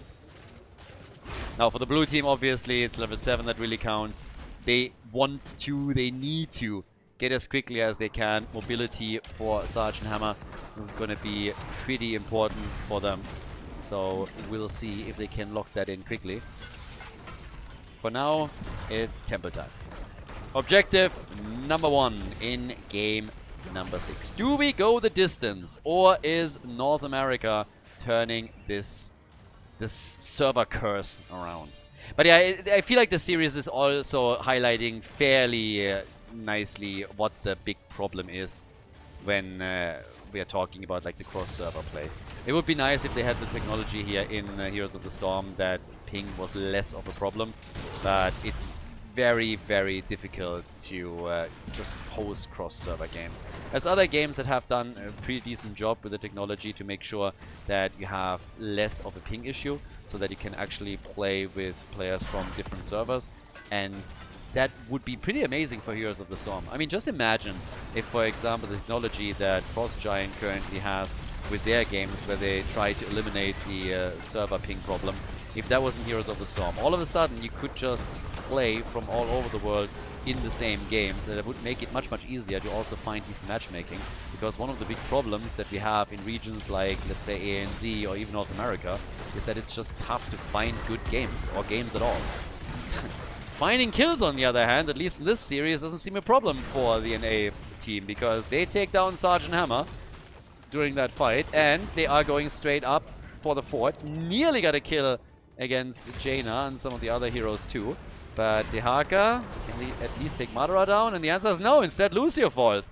Is this actually the series where we're going to see, for the first time, a team win cross-server? Is that going to be it?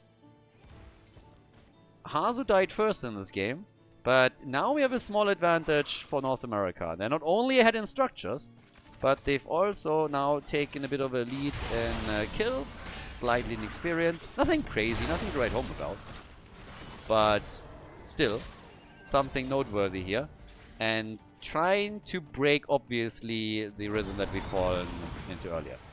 But yeah, coming back to my point, it would be absolutely amazing if it was possible here on the tech side to just play from wherever you are in the world, or at least like from the biggest regions, something like that, and have a minimal impact regarding ping. All of a sudden you could just have much easier games, the matchmaking would be better because the player pool is just bigger. This is the biggest problem, honestly, or one of the biggest problems in Heroes of the Storm right now, that you have everything just so fragmented that it's oftentimes difficult to find proper games.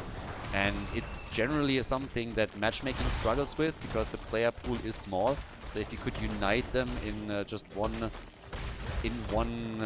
region, so to say, or in one pool, that would make things a lot easier. Sergeant Hammer getting attacked again. Now that the red team has taken their level 10 ability, they're actually absolutely murdering this. That's another kill. That's Dino going down on Jaina. And since they have level 10, plus the potential to push either for camps or for the fort at the bottom of the map, they're now taking the siege giants first. The next temple is also activating. There's a huge chance that they are starting a huge snowball, because now we're looking at nearly a level advantage for North America, and this is exactly what they were hoping for. So they're gaining momentum, and it's a lot of that. Trying to go for Lucio too, even with level 10 that just kicked in for the blue team, he couldn't withstand that. The play is coming once again over in the middle, sorry, at the bot lane, as they're trying to go for the fort now. The temple is active, so they can start to take some shots here too. Blue team, with their own heroic abilities, is of course now trying to fight back and do something about it. We'll see if they can actually do that. Benny, yeah, a little bit low on this one. Just be careful. There's another jump. Oh my god, the Ancestral on point. Absolutely on point. That could have been a kill. It still is. Greymane goes down. With heroic abilities, the European team is starting to get a bit of headway here. But Lucio is low, and so is Dino.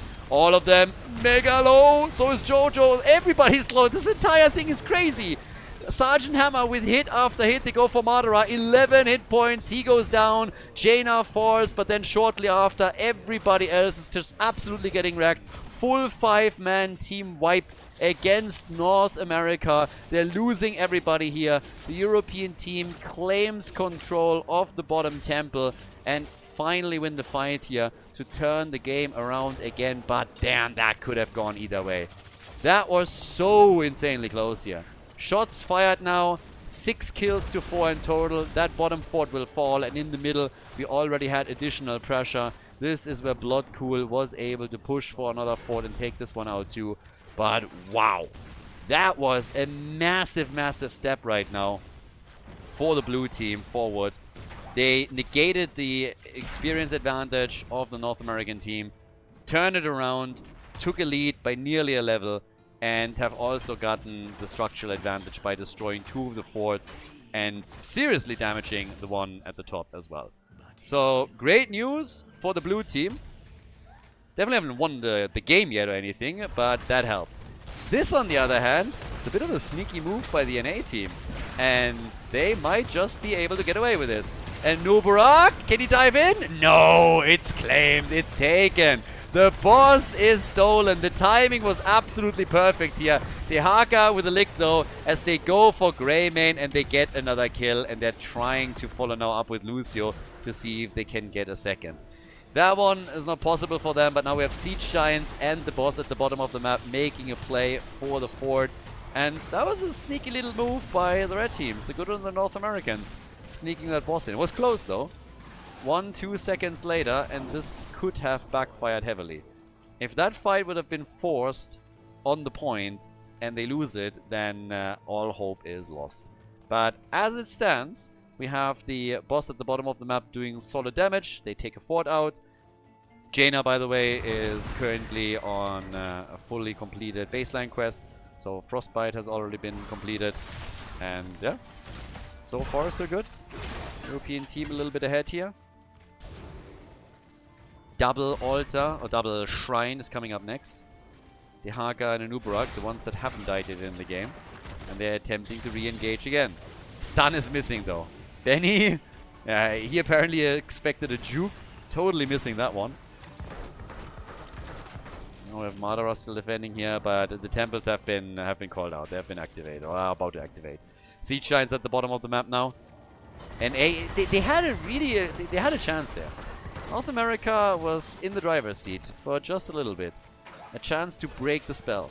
But now half a level, missing until level 16 talents connect for the European team, which is obviously going to give them a neat little advantage. Up at the top, Dino is now helping out to try and burn this down quicker to save some of the shots of the mid lane temple. And they are getting really good damage in. If they are now trading evenly in temples with North America, eventually the Europeans are going to win the game. That's always the advantage that you have when you take the structural lead. Level 16 talents already. That's really the moment where NA has to fall back, and that's exactly what they do. They're moving down to the bottom of the map because they're realizing, hey, the best that we can do right now is try and get a few shots at the bot lane temple. And the Siege Giants. So with level 16, we have Giant Killer, Northern Exposure, and Epic Enter. So that's going to be a lot of shots fired. Bloodcool gives up the shots in the middle. There's not really too many left. But the blue team isn't even trying to go for the bottom temple yet. Instead, they're trying to force the fight here.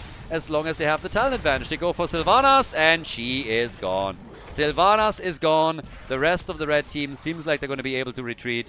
But this is, of course, more and more pressure here from the Europeans. And it is starting to become a massive issue for North America. So, top side, that's where we now have Bloodcool on Dehaka. Over here in the middle, still a siege moment for the Europeans. They're trying to get more damage in on the keep this time. Not falling back down to the bottom temple to try and take the shots. I guess they're going to do it now. But they were trying to work in a little bit more damage here. But now the rotation is coming and they're going to take the remaining shots down here. Or at least try to. Their opponents, the North Americans, they do not have level 16 talents yet. They will get it for a potential fight though. So if they are eager to try and go into that battle at the bot lane, they can still do that. And they actually might. But they have to deal with the Siege Giants and everything first. Also, the wall is soaking up a lot of the shots here. So the keep for now is at least still fine. But the advantage is the big one. On level 16 now, we're getting a holy renewal for Jojo. And Nubarak still getting the shots. And while Nubarak takes the shots at the bottom of the map, they're stealing the camp. And now that they take that, they could take that wall out as well.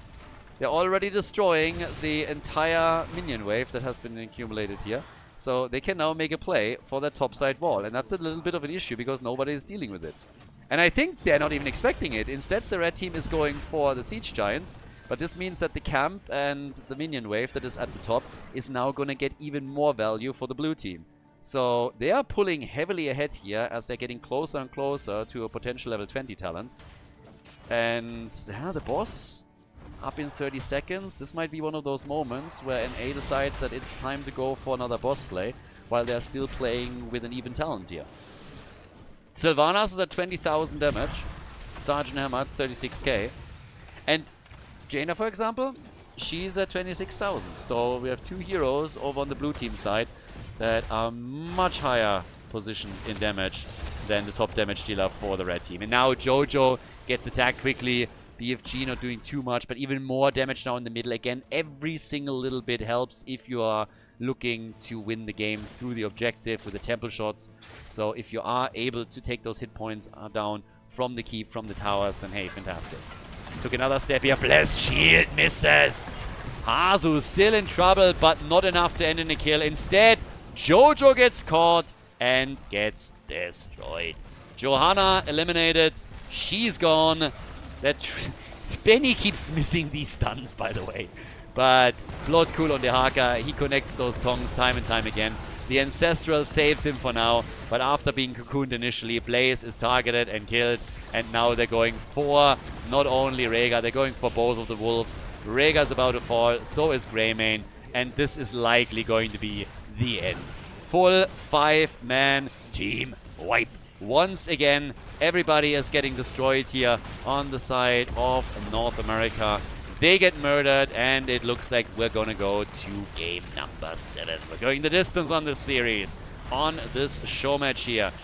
Nicely done by the European team. Initially, it looked for a moment like the North Americans might be able to break the spell, win on the European server, but it's the blue team that rallied once again and is forcing the final map of the series.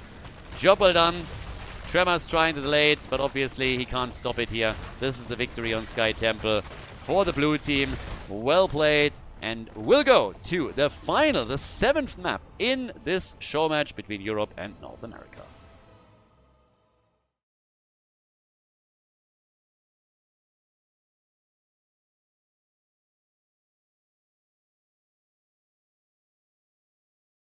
Final map, game number 7. On the left in our show match, the European team with Dainu on Sylvanas, Blood Cool on Hogger, Yasu, we are on Cursed Hollow by the way, is playing Lucio. We got Hazops on Abathar and Bad Benny on Murden. It is an Abathar combo for the blue team, as over on the right side of the map we have the North Americans with Fancy Pants, aka Yaboy, on the Haka, Tremor on Joanna, Valama on Malfurion, Madara on Lunara, and we got Iptings on Thrall. So, there's actually an interesting fact to discuss here, which might become pretty important. This is playing on the European server. Yep, you heard correctly. The last game was already on Europe. The Europeans won, and apparently Cure decided that they would choose the European server for the final map. Now, I actually don't really know what exactly happened there. The team that loses, to my knowledge, has the server choice. So it's a little bit wild to me that they decided to go for the European server, and I have only two explanations. Either Cure got paid, or what they did instead is that they had some kind of gentleman's agreement, since North America was the first server where it was played out, that if it comes to a last map, it's Europe. But to my knowledge, Cure actually decided that they're going to play this out on Europe. So I don't know if they lost a bet, if there was an anonymous PayPal donation that was all of a sudden made, but this is on the European server. So maybe NA is just confident that on Cursed Hollow they can, you know, turn that little curse around and win the game, but we'll find out. We have the Slug in the house. So the big one. Hail to the king, baby. And already we're seeing North America starting to invade a bit and make their thing. Right now, trying to invade the camp here. Already the tunnel from the Haka, and they're fully committed, and they take the camp, and they get the kill. Nice. There's obviously a health bar missing in the fight, since Abathar is not playing those out. But look at Abathar plus Lucio. This is already so annoying. The constant damage that is coming out. I don't think it's going to have an impact for this particular battle now, but as the game continues, if you at any point try to run away from Abathar Lucio, you're just getting absolutely murdered. Lucio, for all of these chases, is going to be a huge target for the symbiote, and honestly, they're getting kills. They're actually doing it! Even here, it's making a difference. 1, 2, and maybe even a third kill. Insane. Yeah, this Abathar plus Lucio comp is totally annoying, and they are killing 2 heroes on the way back out. So, was it worth it for the red team? I mean, I guess at the end of the day it probably was, but this is already an indication of what's most likely to come. Now the Haka at the bottom of the map gets also murdered, which is 4 kills to 1.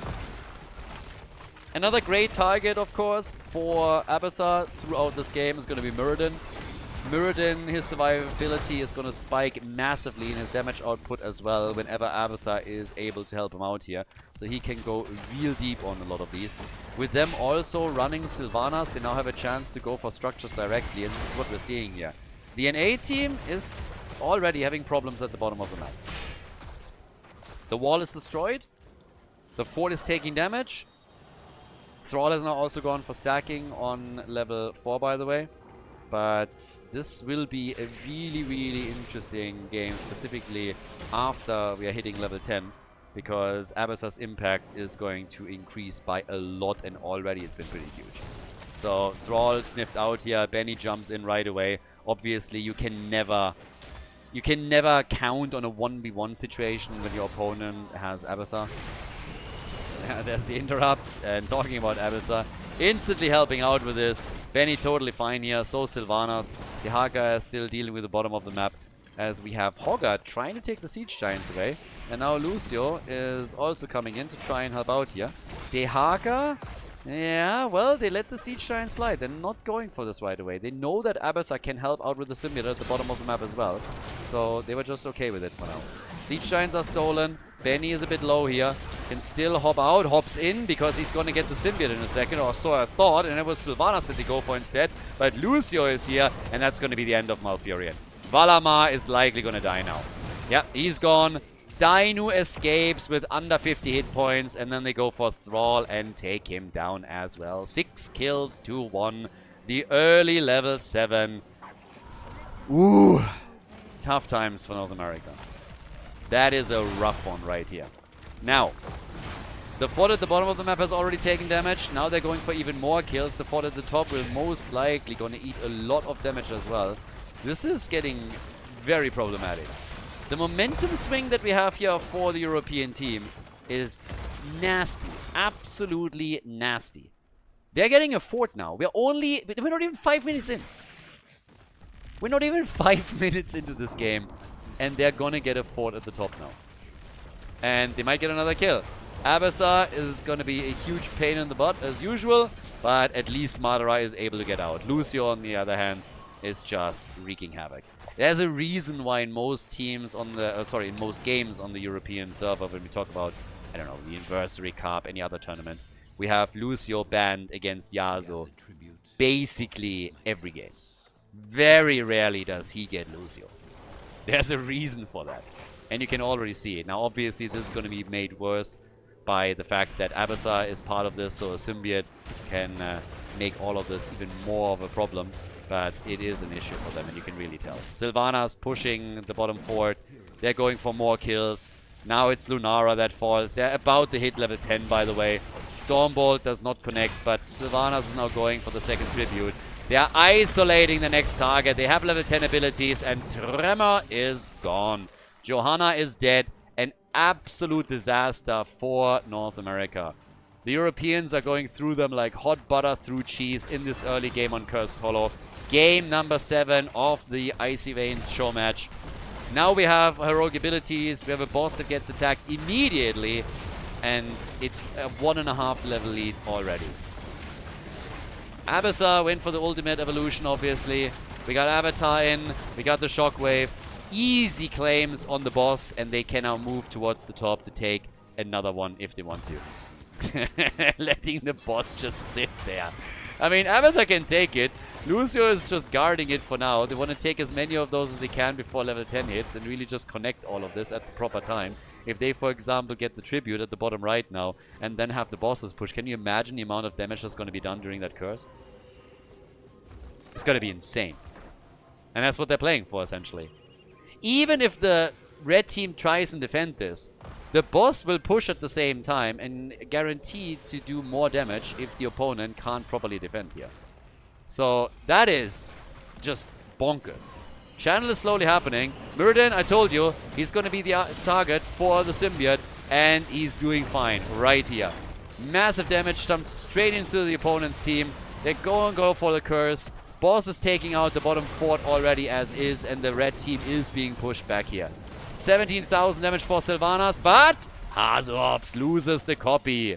The Abathar copy is gone. Dino is trying to grab the tribute. Sundering used for an interrupt. Ipting sacrificing a big cooldown to make it happen. And in the middle of the map, we have the Bruiser camp push. This one is going to do damage. Down at the bottom of the map, it's going to be the keep wall that gets attacked. And over here, the fight is still raging on. And the blue team is, of course, looking for a curse. They're going for the Haka, and they take him down. The Haka is gone. It's a disaster. It's an absolute disaster for North America. 10 kills to 1. Boss is still alive. Gets a double stun. The boss with a double stun. There's the kill. Malfurion is down. Thrall will follow a second later. And it all came through a double stun on the boss. The entire team gets wiped, basically. It's an absolutely slaughter. The European team is turning Cursed Hollow into a graveyard. The boss helping out too. We are 8 minutes into the game. The first keep has fallen, and I guarantee you they were for a moment thinking about going for the core. But the death timers are, of course, way too low. All of the forts are now destroyed. Top side, the wall is falling. The curse still active for another 28 seconds. The lead in experience has absolutely exploded. We are at level 14 versus 11 right now. Good Tong against Muradin, but he gets the symbiote right away. They want to take Benny down, and they take him down. Benny is gone. At least they were able to do that and shut the attack down. But this is just nasty. Top side keep is nearly destroyed. Guys, we're 9 minutes into this game. And we essentially have only a keep left for the red team. Abathar is trying to still take this one out. They will take it eventually, but this is just bananas. Not even at the 10-minute mark. We're not even at the 10-minute mark, and this is the situation right now. As they go for the boss, Lucio is going to the top lane with Abathar. He's going to say hello here, and he's going to take the keep out without any problems whatsoever. Even if he dies here, who cares? Could have dodged out towards the middle, doesn't. Does now. Only one keep still in play, and this one is already down to 50% of its HP. Insane. Insane. For North America, this is tricky. They got a boss at least at the top, but just look at the experience. They're nearly on level 16 now. They're gonna have a level 16 talent just as their opponents lock in level 13. Totally crazy. And then obviously you have Abathar against you, who's just going to drop one mule after another whenever he can, so that they are maintaining the control over their forts. There's the level 16 talent right now. They go for Benny again. Abathar is helping him out, or will in a moment. There's Avatar. He went for the dwarf launch. Sundering is out. Malfurion drops his ult too. And they're getting chased, and they're getting chased hard. Benny has to jump away, but again, with Lucio in their team, they can chase them 6 days till Sunday. Lucio's already in the back line, playing assassin essentially against Lunara, taking her down. Lunara is dead. Thrall seems to be the next target for them. He falls, still not completed his level 4 quest. Malfurion is dead. Somebody tries to burrow away. Full 5-man team wipe once again. Everybody's dead, and now they go for the core. This is going to be it. The Mana Mule gets dropped as well. North America loses the best of 7 show match. They lose the series. They lose on Cursed Hollow as the European team locks in the victory. We went to the final map, but it's the blue team that prevails. GG and well played.